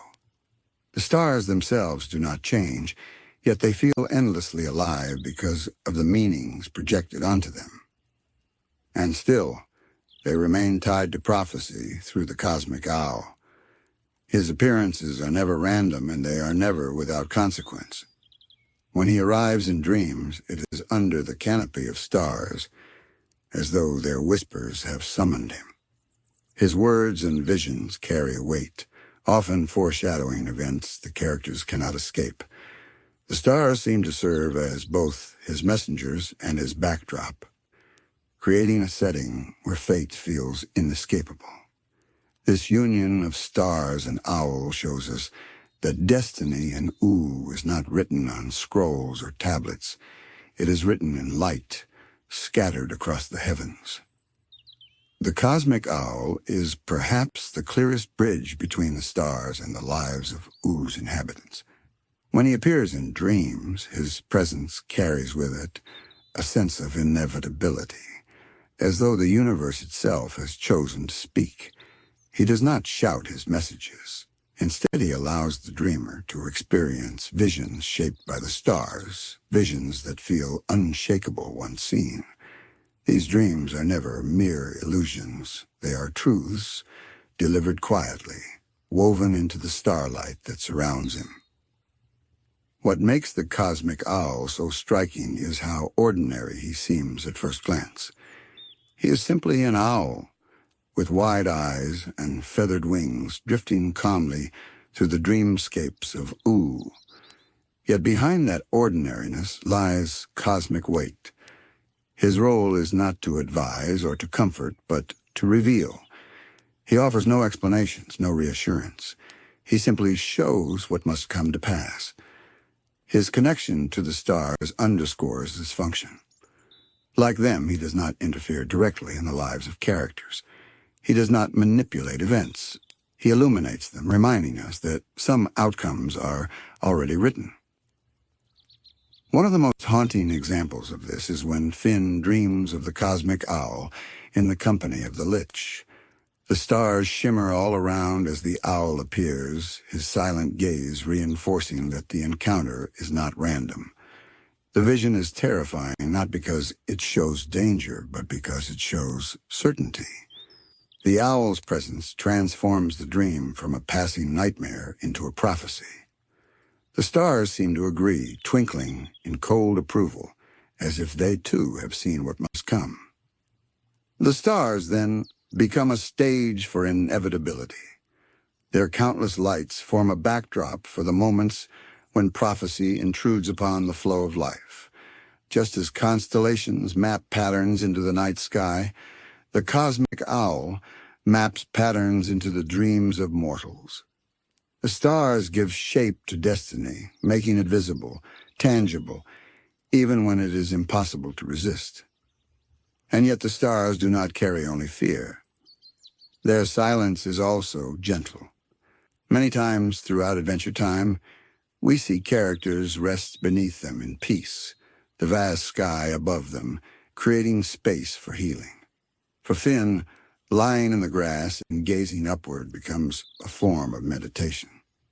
For Marceline, strumming her bass under starlight brings memories closer, allowing her to express grief and joy in the same song. For Bubblegum, the stars remind her that no matter how tightly she holds her kingdom, there will always be forces beyond her control, forces that demand humility. This duality, prophecy, and peace, is what makes the stars so central to the lore of Ooo. They are never one thing alone. They carry whispers of fate, but they also cradle characters in their most vulnerable moments. They remind us of the inevitability of destiny while also offering comfort in the endless continuity of light. No matter how dark Oo's nights become, the stars return. They never abandon, even when they speak of ending. The show also hints at the multiverse through the stars. Their infinite spread across the sky teases the existence of countless worlds beyond Ooo, each one with its own stories, destinies, and struggles. This idea becomes more tangible in episodes that explore alternate timelines or dimensions, where we see that Ooo is only one thread in a much larger tapestry. The stars are our first visual hint of this, glowing as markers of universes we cannot yet see. Their whispers remind us that prophecy does not belong to one world alone, but to the entire fabric of existence. What makes this cosmic imagery so soothing, even when it deals with heavy themes, is the way Adventure Time presents it with patience. There are no rushed revelations. Instead, the camera lingers on starry skies, on slow pans of constellations, on moments of stillness where silence does the speaking. The show invites us to slow our breathing, to sit quietly, and to feel the presence of the stars as the characters do. This rhythm is what turns the stars into more than symbols. They become experiences shared between Ooo and the audience. It is also worth noting how the stars connect to mortality. When a character dies in Adventure Time, it is often under a sky full of stars. Their deaths are not framed as chaos, but as part of a larger order, written above as much as below. The stars seem to acknowledge these endings, their glow soft and constant, reminding us that every life is part of something greater. In this sense, the stars carry not only prophecy, but acceptance. They teach that death, too, is a part of fate, just another note in the cosmic song. The cosmic owl embodies this truth when he delivers dreams of death. His presence can be unsettling, even heartbreaking, but it is also deeply honest. He does not arrive to torment, but to prepare. The stars surrounding him reinforce this, their twinkle steady, calm, and unyielding. In these moments, the night sky becomes not a threat, but a mirror, showing that endings are as natural as beginnings. The stars of Ooo remind us that destiny is never delivered in loud proclamations. It is written quietly, softly, in the glow of distant light. Just as constellations are only visible when we pause to trace their shapes, fate itself is only revealed to those who pay attention. This is why the show often pairs starlit skies with moments of stillness. The characters do not always notice, but the audience can feel the weight of the stars, their gentle insistence that all lives are part of a larger design.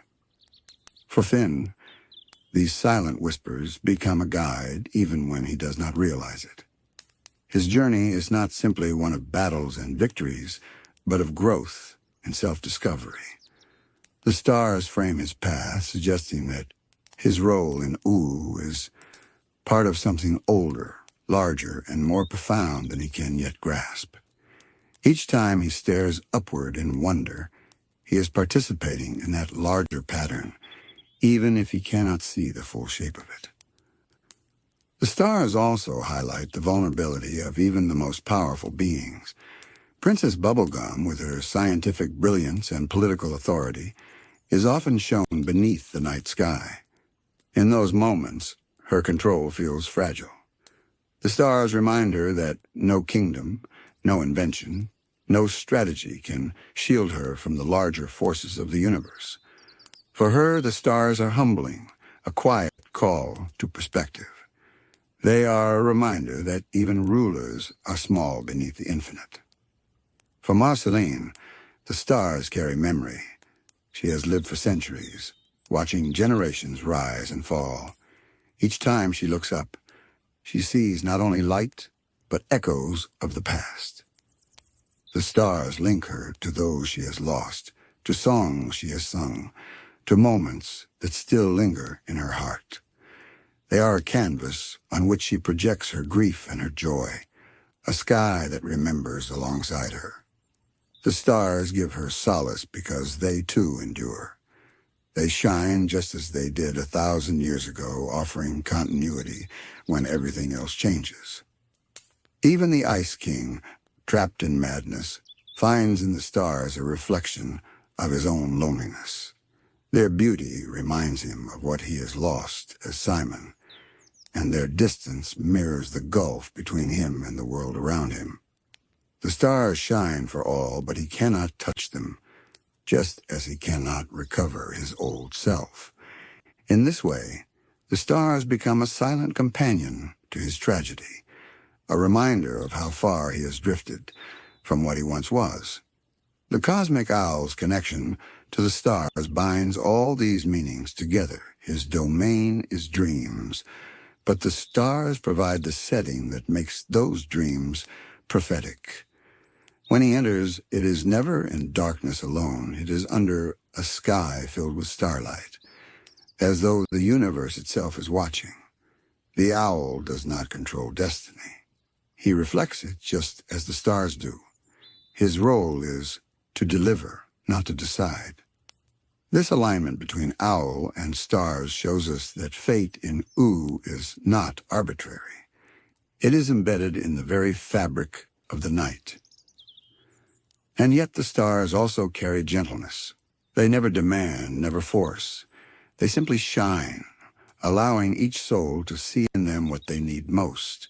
For some, they are prophecy. For others, they are comfort. For still others, they are loneliness. The stars do not change, but the heart does, and in that change, the stars reveal their wisdom. They teach that fate is not something outside of us, but something that resonates with our innermost selves. This is why Adventure Time lingers on starlit skies in its quietest moments. They are not filler shots, but invitations. They ask the audience to pause, to breathe, to feel the presence of something vast and timeless. They remind us that beneath the whimsy and chaos of Ooo lies a cosmic order, gentle and unyielding, stretching far beyond what any one character can see. As this segment draws to a close, we are left with the image of the stars as both backdrop and storyteller. They are silent, but their silence is full of meaning. They carry memory, prophecy, comfort, and sorrow all at once. They are infinite, yet intimate, distant, yet close. Above Ooo, they shine endlessly, whispering truths that can only be heard by those willing to look up and listen. In their glow, the characters of Ooo find reflections of themselves. Finn sees questions. Jake finds peace. Marceline hears memory. Bubblegum faces humility. Ice King feels loss. And always the cosmic owl drifts among them, a messenger of destiny, framed by the light of the stars. Together they weave the quiet symphony of fate, a song that plays every night across Oo's sky. The stars in their silence teach us that destiny is not loud. It is subtle, patient, and ever-present. It does not demand attention. It simply waits, shimmering softly, until the moment comes when its whispers are heard. And in Ooo, those whispers shape lives, guide dreams, and remind us that every story is part of the greater night. When we speak of fate in Ooo, one figure emerges again and again from the quiet of dream, the cosmic owl. He drifts through the subconscious like a feather on starlight, gentle in appearance, yet carrying truths that cannot be denied. Unlike the moon, which shines over the waking world, or the stars which whisper silently from afar, the cosmic owl enters directly into the inner lives of Oo's inhabitants. His presence transforms dreams into prophecies, turning fleeting visions into destiny. What makes the cosmic owl so captivating is the paradox he embodies. At first glance, he is ordinary. He looks like any owl you might imagine. Round body, wide eyes, wings that flap with quiet grace. But in adventure time, the ordinary is often a disguise for something profound. Beneath this simple form lies an unfathomable role. The owl is the voice of fate itself. He is not cruel, not kind, not judgmental. He simply delivers. He is a messenger, a mirror, and a reminder that some outcomes are woven into the fabric of the universe. Dreams in Ooo are rarely just imagination. They are bridges between worlds, doorways into truths that cannot be seen in daylight. And whenever the cosmic owl appears, the dream becomes more than personal. It becomes universal. His presence signals that what is unfolding is not a random image, but a prophecy, a glimpse of something inevitable. He does not give explanations. He does not linger to comfort. He arrives, he watches, and he leaves, as if to say, "This is not mine to alter, only yours to experience." One of the most memorable moments featuring the cosmic owl comes when Finn encounters him during a dream tied to the Lich. The scene is unnerving, not because of violence, but because of certainty. The owl's calm gaze confirms that what Finn is seeing is not avoidable. The stars around them glow in cold approval, making the dream feel like a stage set by the universe itself. When Finn wakes, he carries the weight of inevitability, unable to shake the truth that the owl has silently delivered. The cosmic owl's dreams often center on death, a theme that might feel heavy but is handled with a strange softness in adventure time. His role is not to bring fear, but to acknowledge endings as part of the tapestry. When he appears in someone's dream, it is often a signal that their story is reaching a turning point, sometimes even its conclusion. The owl does not bring these events about. He merely reflects them, like the stars reflecting light across centuries. His power lies not in causing destiny, but in making it visible. What makes his presence haunting is the way characters respond. Some treat his visits as omens to fear, others as signs to accept. But no one can ignore him. The cosmic owl demands recognition without ever raising his voice. His silence is louder than any words, and his appearance is enough to change the way a character views their future. In this way, he represents the inevitability of prophecy. Once seen, it cannot be unseen. The owl's neutrality is part of his mystery. Unlike the Lich, who represents destruction, or Princess Bubblegum, who represents control, the cosmic owl is not aligned with good or evil, order or chaos. He stands outside these conflicts. He is impartial, a servant of something larger than morality. This makes him one of the purest representations of fate in the series. He does not interfere, he does not choose sides, he does not push outcomes. He reveals, and that is enough. This impartiality also makes him deeply unsettling. Characters often wish for guidance, for someone to tell them what to do. But the cosmic owl does not offer guidance. He offers inevitability. He shows what will come, but he does not say how to face it. That choice remains with the dreamer. In this way, he reflects a truth about life itself. Destiny may shape the outlines, but within those outlines, choice still matters. The owl shows the pattern, but the individual decides how to walk it. His connection to the stars emphasizes this role. He drifts in dreamscapes that glow with constellations, as though the universe itself has invited him to speak. The stars whisper, and the owl listens. Then, in the quiet of dreams, he delivers those whispers to the hearts of Oo's characters. He is both participant and observer, both within the story and beyond it. This liminal position makes him feel less like a character and more like a force of nature, a principle given form.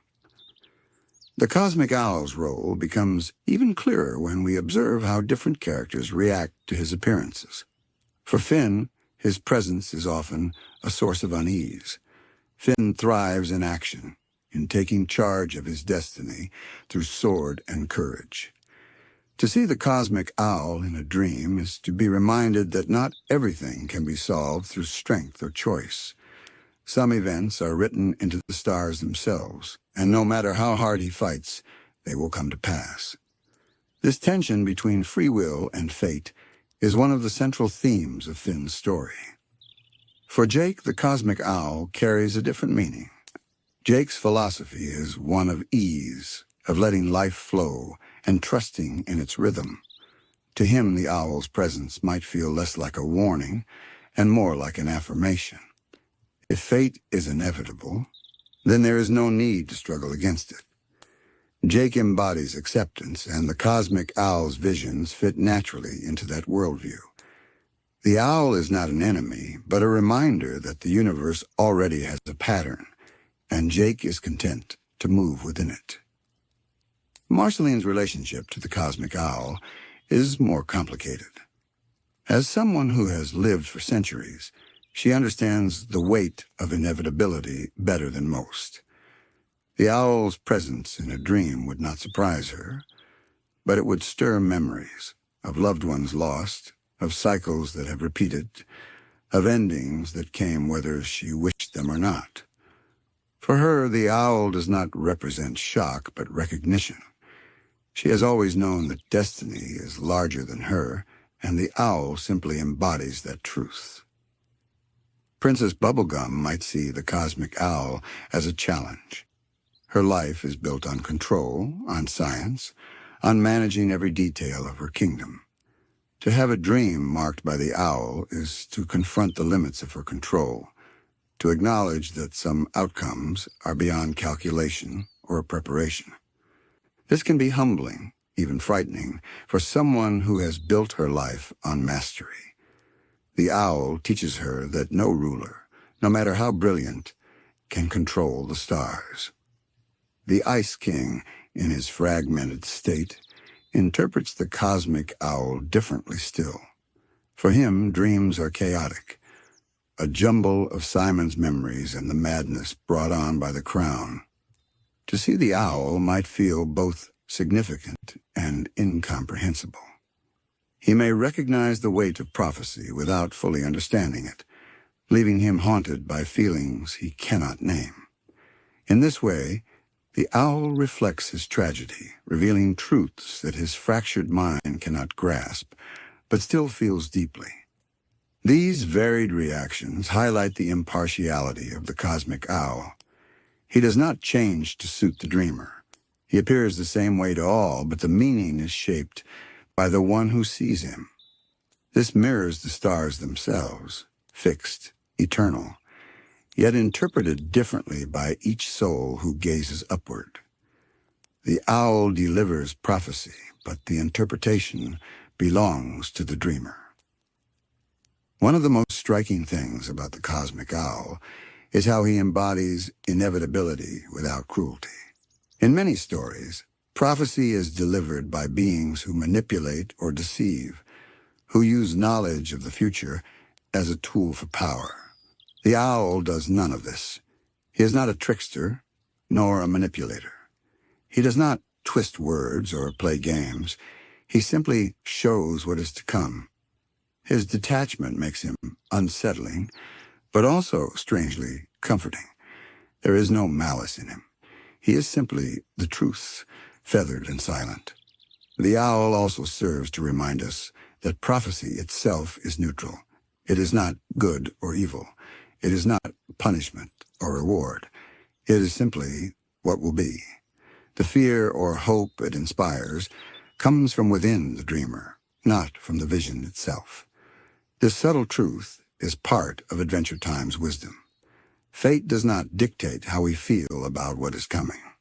That response is ours. The cosmic owl embodies this neutrality perfectly, offering visions without commentary, leaving each character to wrestle with what they have seen. Perhaps the most haunting aspect of his presence is that his dreams cannot be ignored. Once a character dreams of the cosmic owl, the weight of that prophecy lingers. Even if they deny it, even if they laugh it off, the memory remains. It is as though the stars have inscribed something onto their soul, and no effort can erase it. This permanence makes his appearances some of the most powerful moments in the series, because we, as viewers, also know that what has been shown will come to pass.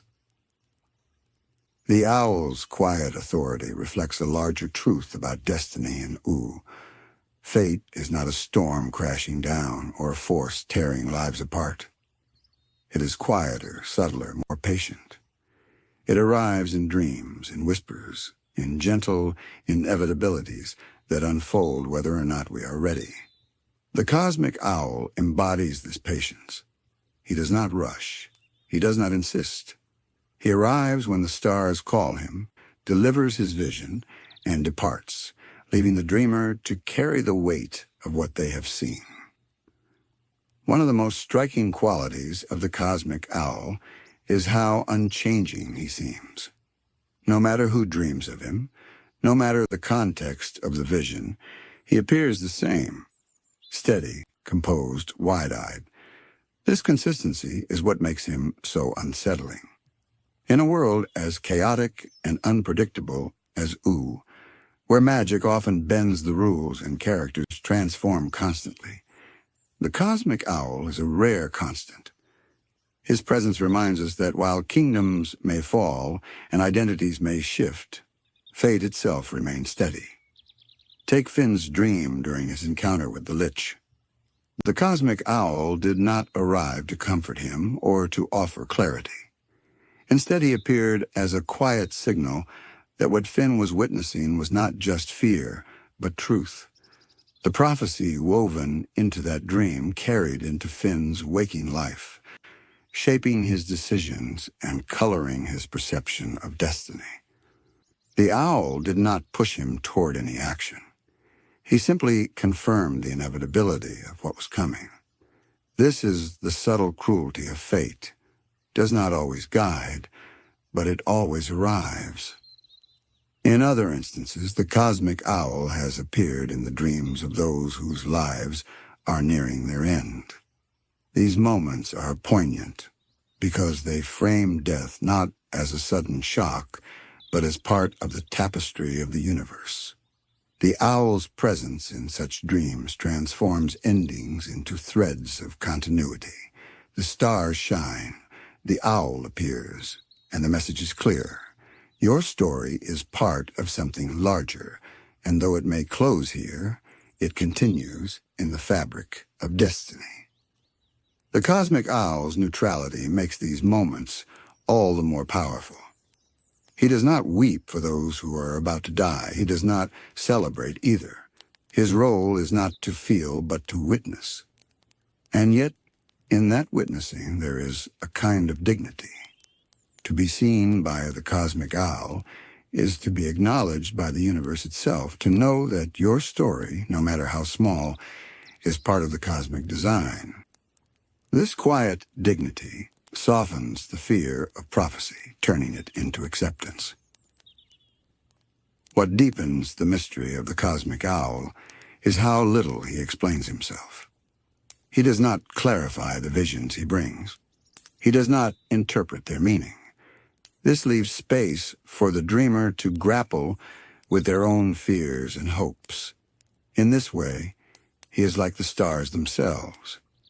They shine without instruction, leaving mortals to find meaning in their patterns. The owl's silence forces characters to listen inward, to ask themselves what the vision means to them. Destiny may be fixed, but the way it is faced is not. Consider again the way different characters interpret him. To Finn, he is a weight, a reminder that heroism cannot shield him from inevitability. To Jake, he is a calm affirmation that everything flows as it should. To Bubblegum, he is a humbling presence, a limit to her control. To Ice King, he is a half-understood signal, haunting in its clarity yet unreachable through his fractured mind. To Marceline, he is a reminder that time is vast, and that endings are only another cycle. Each interpretation is unique, yet all share the certainty that the owl's presence cannot be dismissed. In this way, the cosmic owl becomes a mirror for the relationship each character has with destiny. Some resist it, some accept it, some are terrified by it, some are comforted. He does not change, but the meanings reflected through him reveal the inner lives of those who dream. This is why his role is so important in Adventure Time's tapestry of lore. He does not simply foretell events. He reveals the hearts of those who must live them. The cosmic owl also ties directly to the idea of balance in Ooo. Just as the lich embodies destruction and the mushroom war embodies catastrophe, the owl embodies inevitability. He is not an enemy to be defeated, nor a friend to be embraced. He is a presence that demands acknowledgement. His role reminds us that destiny is not something outside the natural order, but woven into it. His appearance ensures that the characters of Ooo cannot pretend their actions exist in isolation. Everything is part of a larger design. And yet, for all his cosmic weight, the cosmic owl never loses his strangely gentle presence. He does not thunder into dreams. He does not arrive with spectacle. He glides softly, feathers rustling, eyes glowing with quiet certainty. His arrival is more like the turning of a page than the crash of a wave. It is subtle, but once it happens, everything changes. This subtlety makes him feel less like a character and more like a law of nature, inevitable and enduring. The owl's presence also raises questions about free will. If he shows what must happen, do the characters still have choice? Adventure Time never answers this directly, but it leans into the tension. The owl reveals outcomes, but he does not reveal how characters will face them. In this gap lies freedom. A death may be shown, but the courage, fear, or peace with which it is met remains unwritten. In this way, the owl both limits and empowers. He frames destiny, but he leaves space for choice within it. The cosmic owl's appearances are powerful precisely because of how rare they are. He does not wander through every dream, nor does he involve himself in trivial matters. His visits are reserved for moments where the flow of destiny is shifting, where endings approach, or where choices carry cosmic weight. This rarity makes him sacred. When he appears, the dreamer knows that what they are seeing cannot be dismissed. The universe itself has leaned closer, using the owl as its messenger. This sacredness also adds weight to the act of dreaming in Adventure Time. Dreams are not dismissed as random images of the mind. They are treated as doorways, thin spaces where the stars and the subconscious meet. The cosmic owl's presence turns these doorways into corridors of prophecy, reminding us that sleep is not escape but encounter. The mind becomes a stage where the story of the universe can reveal its next chapter. One of the most fascinating qualities of the cosmic owl is his neutrality. He does not interfere, yet his presence alters everything. He does not direct action, yet his visions push characters to act differently. He is not fate itself, but he is the thread that makes fate visible. In this sense, he is both passive and active, both distant and intimate. He belongs to the stars, yet he visits the innermost places of the mind. This duality makes him one of the most mysterious figures in Oo's lore. For Finn, seeing the owl becomes a lesson in humility. It teaches him that not every battle can be won, not every outcome can be changed. Yet it also teaches him that meaning does not vanish just because destiny looms. The owl does not strip Finn of purpose. Instead, he challenges Finn to live meaningfully, even when endings are certain. For Jake, the lesson is softer, affirming his trust in the flow of life.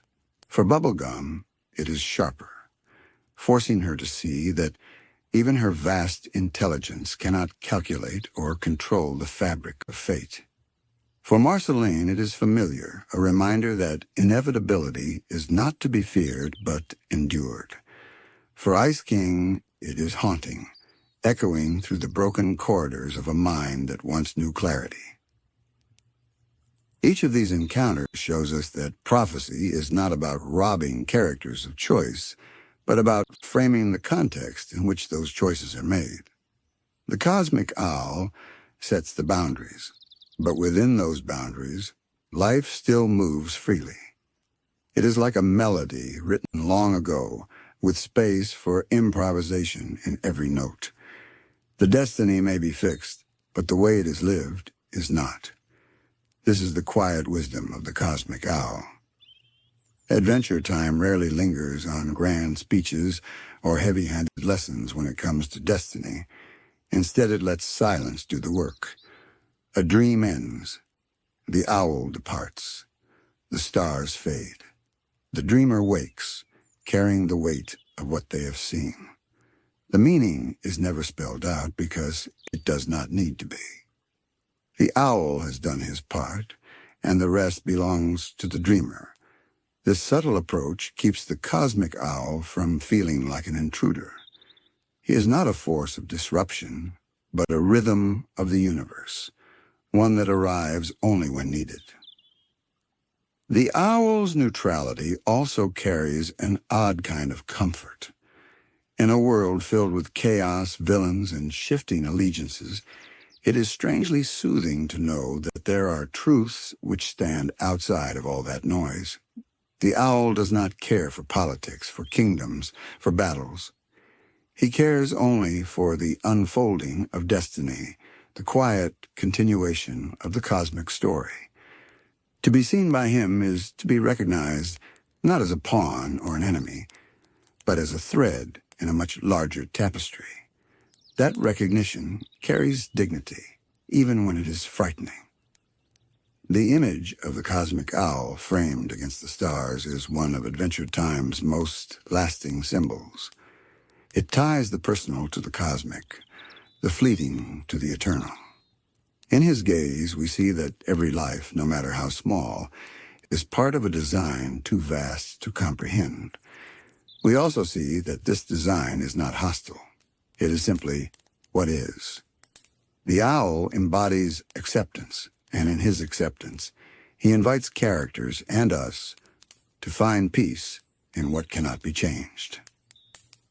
As Segment 5 closes, we are left with a vision of the cosmic owl drifting through a dreamscape, stars glittering around him, wings gliding without sound. His eyes glow with quiet certainty, not of malice or kindness, but of truth. He does not stay long, he never does, but his presence lingers, shaping the waking lives of those who see him. In this way, he is less a character and more a reminder. Destiny is not loud. It is quiet, patient, and written in light. And through the cosmic owl, Ooo remembers that every ending, every beginning, is part of the same eternal tapestry. Beyond the steady gaze of the moon and the endless whispers of the stars, Oo's nights hold other kinds of magic, quieter, stranger, and no less profound. Night in adventure time is not simply the absence of light.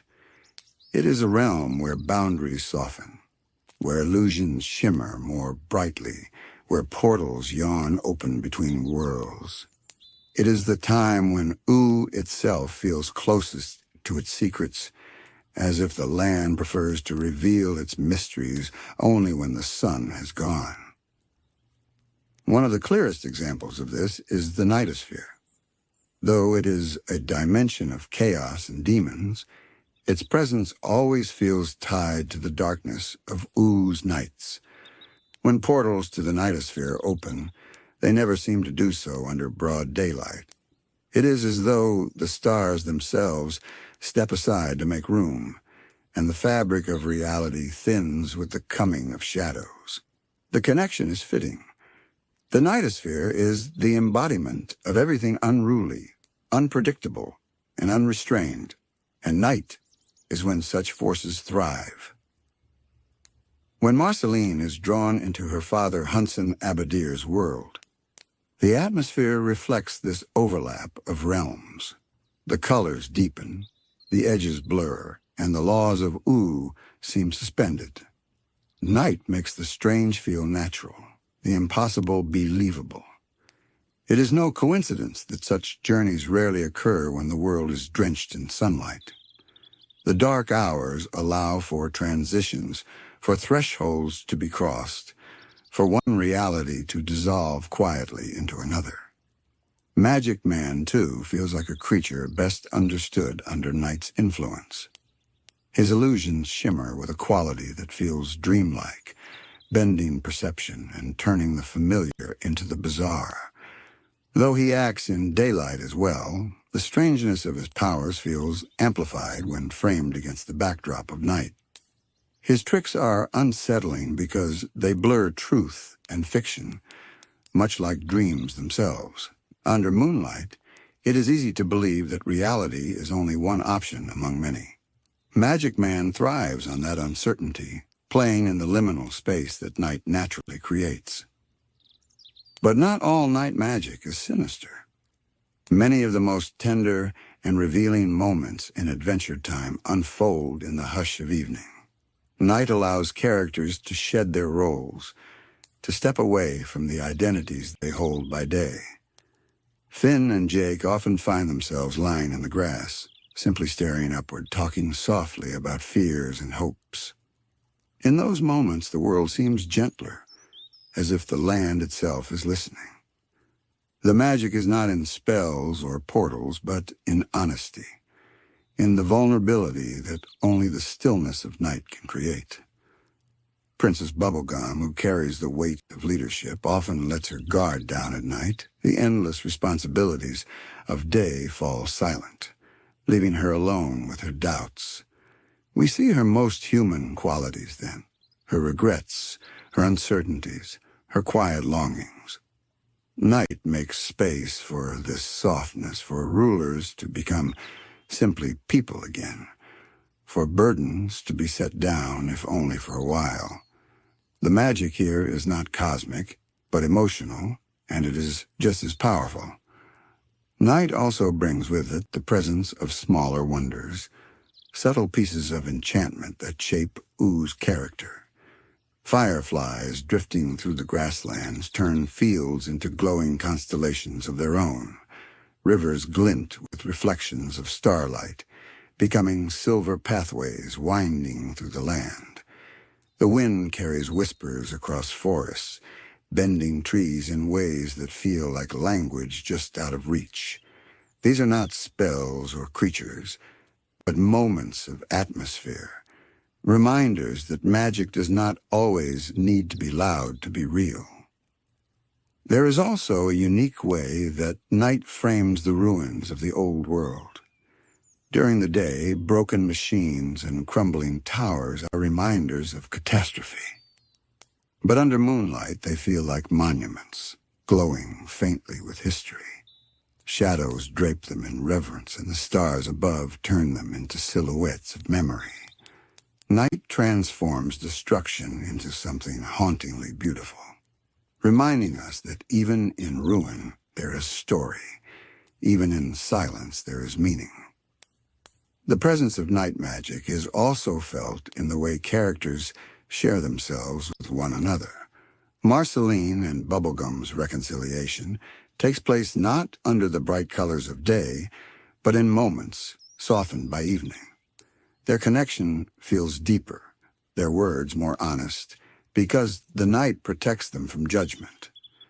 Night gives relationships room to breathe, to reveal truths that would wither under the scrutiny of daylight.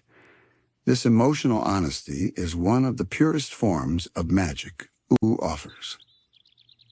Night in Ooo also carries with it a sense of permission. It is as though the world itself relaxes when the sun sinks, loosening the boundaries between what is possible and what is forbidden. The rigid lines of day blur, and in that blurring, strange things are allowed to happen. Portals flicker open, spirits drift more freely, and dreams bleed into waking life. The characters feel this shift instinctively. Even if they cannot name it, they know that the night holds possibilities that the day cannot contain. Consider the many times Finn has wandered into dreamscapes that seem more real than waking life. These visions often come in the quiet of night, when the world is hushed enough to let the subconscious surface. The boundaries of Ooo stretch thinner after dusk, letting him glimpse truths too vast for daylight. Sometimes these truths take the form of prophecies. Sometimes they are fragments of memory or longing. Always they feel heavier than ordinary dreams, as though the stars themselves are weaving them into his mind. Jake, with his relaxed outlook, often treats these moments with ease. Where Finn questions, Jake accepts. To him, the night's strangeness is not something to resist, but something to enjoy. He lounges under the glow of constellations, stretching into impossible shapes, his laughter drifting with the crickets. In his simplicity lies a kind of wisdom. Night may hold mysteries, but not all mysteries must be solved. Some are meant to be lived with, like songs without endings. Magic at night is not only cosmic or prophetic. Sometimes it is playful, even mischievous. Think of small creatures that stir after dark, spirits in the forest, animals whose eyes gleam in the shadows, strange beings that dance between the trees. They rarely appear in daylight, but when the moon rises, they emerge as though the world has given them permission. These beings remind us that Ooo is alive in ways we cannot always see, and that the quiet hours belong to more than just mortals. The Nightosphere portals underline this truth as well. They reveal that night is not a sealed container, but a threshold, one that can open into other realms. When Hunson Abadir enters Ooo, it often feels as though the night itself has cracked open, letting something older and wilder pour through. The stars above remain calm, watching silently, but the land below shifts. In those moments, the ordinary is replaced by the uncanny, and the boundary between dimensions feels as thin as a shadow. Even ruins come alive under this influence. A broken highway becomes a ribbon of silver under the moon. Abandoned towers cast long, solemn shadows that feel like monuments instead of scars, Night has a way of reframing the past, not erasing its pain, but softening its edges, letting history breathe in beauty as well as grief.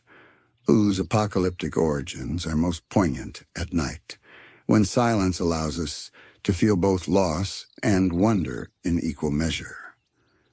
For Marceline, these ruins carry particular weight. She has lived through centuries of change, and night allows her to step back into memories without distraction. When she sits among crumbling walls, playing a song beneath the stars, it feels as though the past and present overlap. The night does not judge her memories. It holds them gently, allowing her to express what she cannot always say in daylight. Her music, echoing through ruins under starlight, becomes another form of night magic, the kind that heals by remembering. Princess Bubblegum experiences a different kind of magic in these hours. For her, night is the time when calculations falter, when no formula can predict the shifting shadows or the quiet truths carried in starlight. This can be unsettling for someone so used to control, but it also brings clarity. At night, she sees the limits of her power, and within those limits, she finds humility. The stars and moon remind her that she is not ruler of everything, only a caretaker of a fragile piece of it. This realization deepens her character, showing us that even the strongest need the softness of night to ground them. And then there are the countless smaller wonders that only exist in stillness. The glow of moss in a cave, faint and steady, like a lantern placed by unseen hands. The hush of a forest clearing where fireflies arrange themselves into patterns that mimic constellations. The sound of rivers reflecting not only starlight, but the quiet pulse of the world itself. Each of these details builds the sense that night in Ooo is not empty, but densely woven with enchantments, waiting patiently for someone to notice. Night in Ooo also reveals truths about relationships, truths that often remain hidden under the bright distractions of the day. When the kingdoms grow quiet and the world slows its rhythm, characters find space to speak words they could not before. The stillness of night encourages honesty, and that honesty is its own kind of enchantment. Think of Finn and Jake lying in the grass, their conversation drifting lazily between jokes and confessions. These moments are never staged as epic or dramatic, yet they hold more intimacy than many of their grand adventures. The magic is not in spells or cosmic revelations, but in the comfort of being vulnerable under a sky that asks nothing in return. The stars listen. The moon glows softly, and the brothers speak their truths. Night becomes their confidant, a silent friend holding their secrets. Marceline and Bubblegum's relationship finds much of its healing in the same softness. By day, they often clash, Marceline's playful chaos grinding against Bubblegum's structured control. But at night, the noise falls away, and the two can meet each other without masks. Their reconciliation in later seasons unfolds in the quiet hours, framed by subdued light. Night offers them a shelter where words can be softer, where wounds can be acknowledged without defensiveness. It is not coincidence that their most honest exchanges bloom beneath stars rather than sunlight. Even the Ice King, whose loneliness defines much of his arc, feels the weight of night differently. By day, he is often seen as silly, bothersome, an annoyance to the heroes. But when night falls, the facade of humor gives way to something more fragile. His silhouette against the sky, crown glittering faintly in the starlight, becomes an image of deep isolation. Night allows us to see him not as a clown, but as Simon's echo, a man trapped in grief he cannot name. This reframing is one of the subtler forms of Oo's night magic, recasting characters in gentler, truer light. Night also heightens the sense of liminality in Adventure Time. It is a time when Ooo feels like a threshold between worlds, between life and death, dream and waking, magic and ordinary. Spirits move more freely. Ancient forces stir in ways they do not by day. The rules of reality seem looser, and in that looseness lies possibility. A child may dream of the cosmic owl. A musician may sing and find the stars listening. A demon may slip through a crack in the sky. All these are permitted in the liminal realm of night. What gives this liminality its power is not fear, but openness. Night does not demand that everything makes sense. Instead, it encourages curiosity. It allows strangeness to exist without explanation, leaving room for mystery. This is why many of Adventure Time's most memorable episodes lean on dream logic, where events shift fluidly and meaning is carried more by feeling than by clarity. Night magic is not about solving puzzles, but about experiencing wonder, about leaning into the unknown with trust. This is also why the ruins of the old world feel more alive at night. By day, they are relics of tragedy, reminders of what was lost. But at night, their outlines soften, and their silence becomes eloquent. A collapsed highway feels less like destruction and more like a pathway to memory. A half-buried machine looks less broken and more like a relic glowing faintly with forgotten power. The shadows drape these remnants in dignity, turning scars into monuments. Night transforms grief into reverence, reminding us that even endings can be beautiful. Night magic also amplifies Oo's smallest details, elevating them into symbols of meaning. A single firefly drifting over a pond becomes a lantern carrying quiet hope. The sound of wind through leaves becomes a voice, low and steady, telling stories in a language we cannot fully understand. The reflection of stars in a puddle becomes a second sky, a reminder that even the smallest spaces hold infinity. None of these things are grand, but under night's influence, they feel sacred. Finn, as the youngest hero, often feels the depth of this magic most keenly. His restless heart pushes him toward adventure. But when night settles, he cannot help but reflect. The vastness of the sky presses questions into him about his destiny, about love, about who he is meant to become. Night magic does not give him answers, but it makes space for the questions. That space is a gift, because it allows him to grow in ways battles never could. Jake responds differently. To him, the magic of night is not in questions, but in stillness. He revels in the quiet, stretching across rocks or curling beside Finn, his breathing slowing to match the rhythm of crickets and owls. For him, night is not about what might come, but about what already is. He teaches us that night magic is not only about searching, but also about resting. This balance between Finn's restless questioning and Jake's calm acceptance mirrors the balance of Ooo itself, where destiny and peace coexist under the same sky. Night magic in Ooo is not always obvious. Sometimes it hides in the pauses, in the quiet spaces between actions.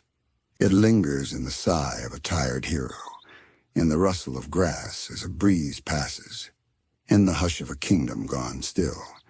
It does not announce itself with thunder or spectacle. Instead, it waits patiently to be noticed, rewarding those who are willing to slow down and listen. This is why so many of Adventure Time's most profound revelations happen at night.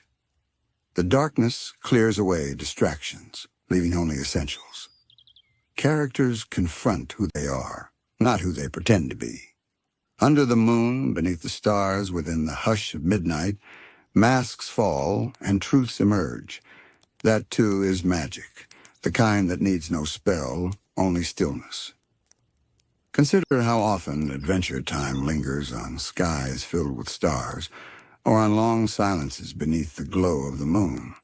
These choices remind us that the world itself is alive, that Ooo is not only a stage for characters, but a participant in its own story. The land breathes, the sky speaks, the night listens. All of it works together to create an atmosphere where meaning emerges without words. This atmosphere affects everyone differently. Bubblegum in her laboratory sees equations fail under moonlight and is reminded that science cannot master every mystery. Marceline, cradling her bass, feels memories stir as if the stars themselves are singing back to her. Finn senses the weight of destiny pressing closer with each constellation, while Jake feels the gentle reassurance that nothing is ever truly out of place. Each of these experiences is unique, yet they all spring from the same source: the night's quiet gift of perspective. The ruins of the old world are perhaps the clearest symbol of how night reshapes perception. By daylight, they are wreckage. By night, they are monuments. The darkness softens edges and invites imagination. The shadows feel less like emptiness and more like presence, as though the past itself is leaning close. In this way, night teaches reverence. It reminds us that history is not only tragedy, but also continuity, and that even the most broken places hold stories worth honoring. Night also encourages intimacy between characters. Under its veil, they share laughter, secrets, and grief in ways they rarely do while the sun is shining. We see bonds deepen in campfires, in quiet songs, in stargazing conversations. This intimacy is itself a form of enchantment, one that cannot be measured but can be felt. Ooo is full of wild quests and dazzling battles, but its heart beats loudest in these quiet, shared moments. Even danger takes on a different shape at night. Monsters emerge from shadows, and yet the threat is tempered by atmosphere. Fear is mixed with beauty as glowing eyes reflect starlight, and silence makes every sound significant. Night teaches that even fear can hold wonder, that even uncertainty can carry a strange allure. Adventure Time does not shy away from this complexity. It embraces it, showing us that the unknown is not only frightening but sacred. What lingers after all these moments is the sense that night is not an interruption to life in Ooo, but a rhythm equal to day. Day brings energy, tasks, laughter, and noise. Night brings silence, honesty, memory, and fate. Together they form a whole, a cycle without which Ooo would be incomplete. The moon, the stars, the owl, the ruins, the silence, all are threads in this larger weave, creating a tapestry of magic that belongs entirely to the quiet hours. For us, watching these stories unfold, the Night of Ooo becomes more than background. It becomes a mirror. It invites us to reflect on our own lives, our own questions, our own vulnerabilities. It reminds us that even in our world, night holds its own kind of magic. The magic of slowing down, of breathing deeply, of gazing upward and remembering that we, too, are part of something vast and mysterious. And so the Night of Ooo continues, endless and ever-changing. The moon rises, commanding vampires and comforting dreamers. The stars scatter, whispering of fate and carrying memory. The cosmic owl drifts silently through dreams, weaving prophecy into the fabric of lives. Portals shimmer, illusions blur, friendships deepen, songs echo, ruins glow. Night holds all of this gently with patience, asking nothing except that we notice. As our journey through Oo's night magic comes to a close, imagine yourself lying beneath that sky. The moon steady above, the stars endless and quiet, the land breathing softly all around. You feel small but not lost. You feel humbled but not afraid. You feel that you are a part of something older, wider, and more mysterious than words can capture. That feeling is the gift of Oo's night. Good night.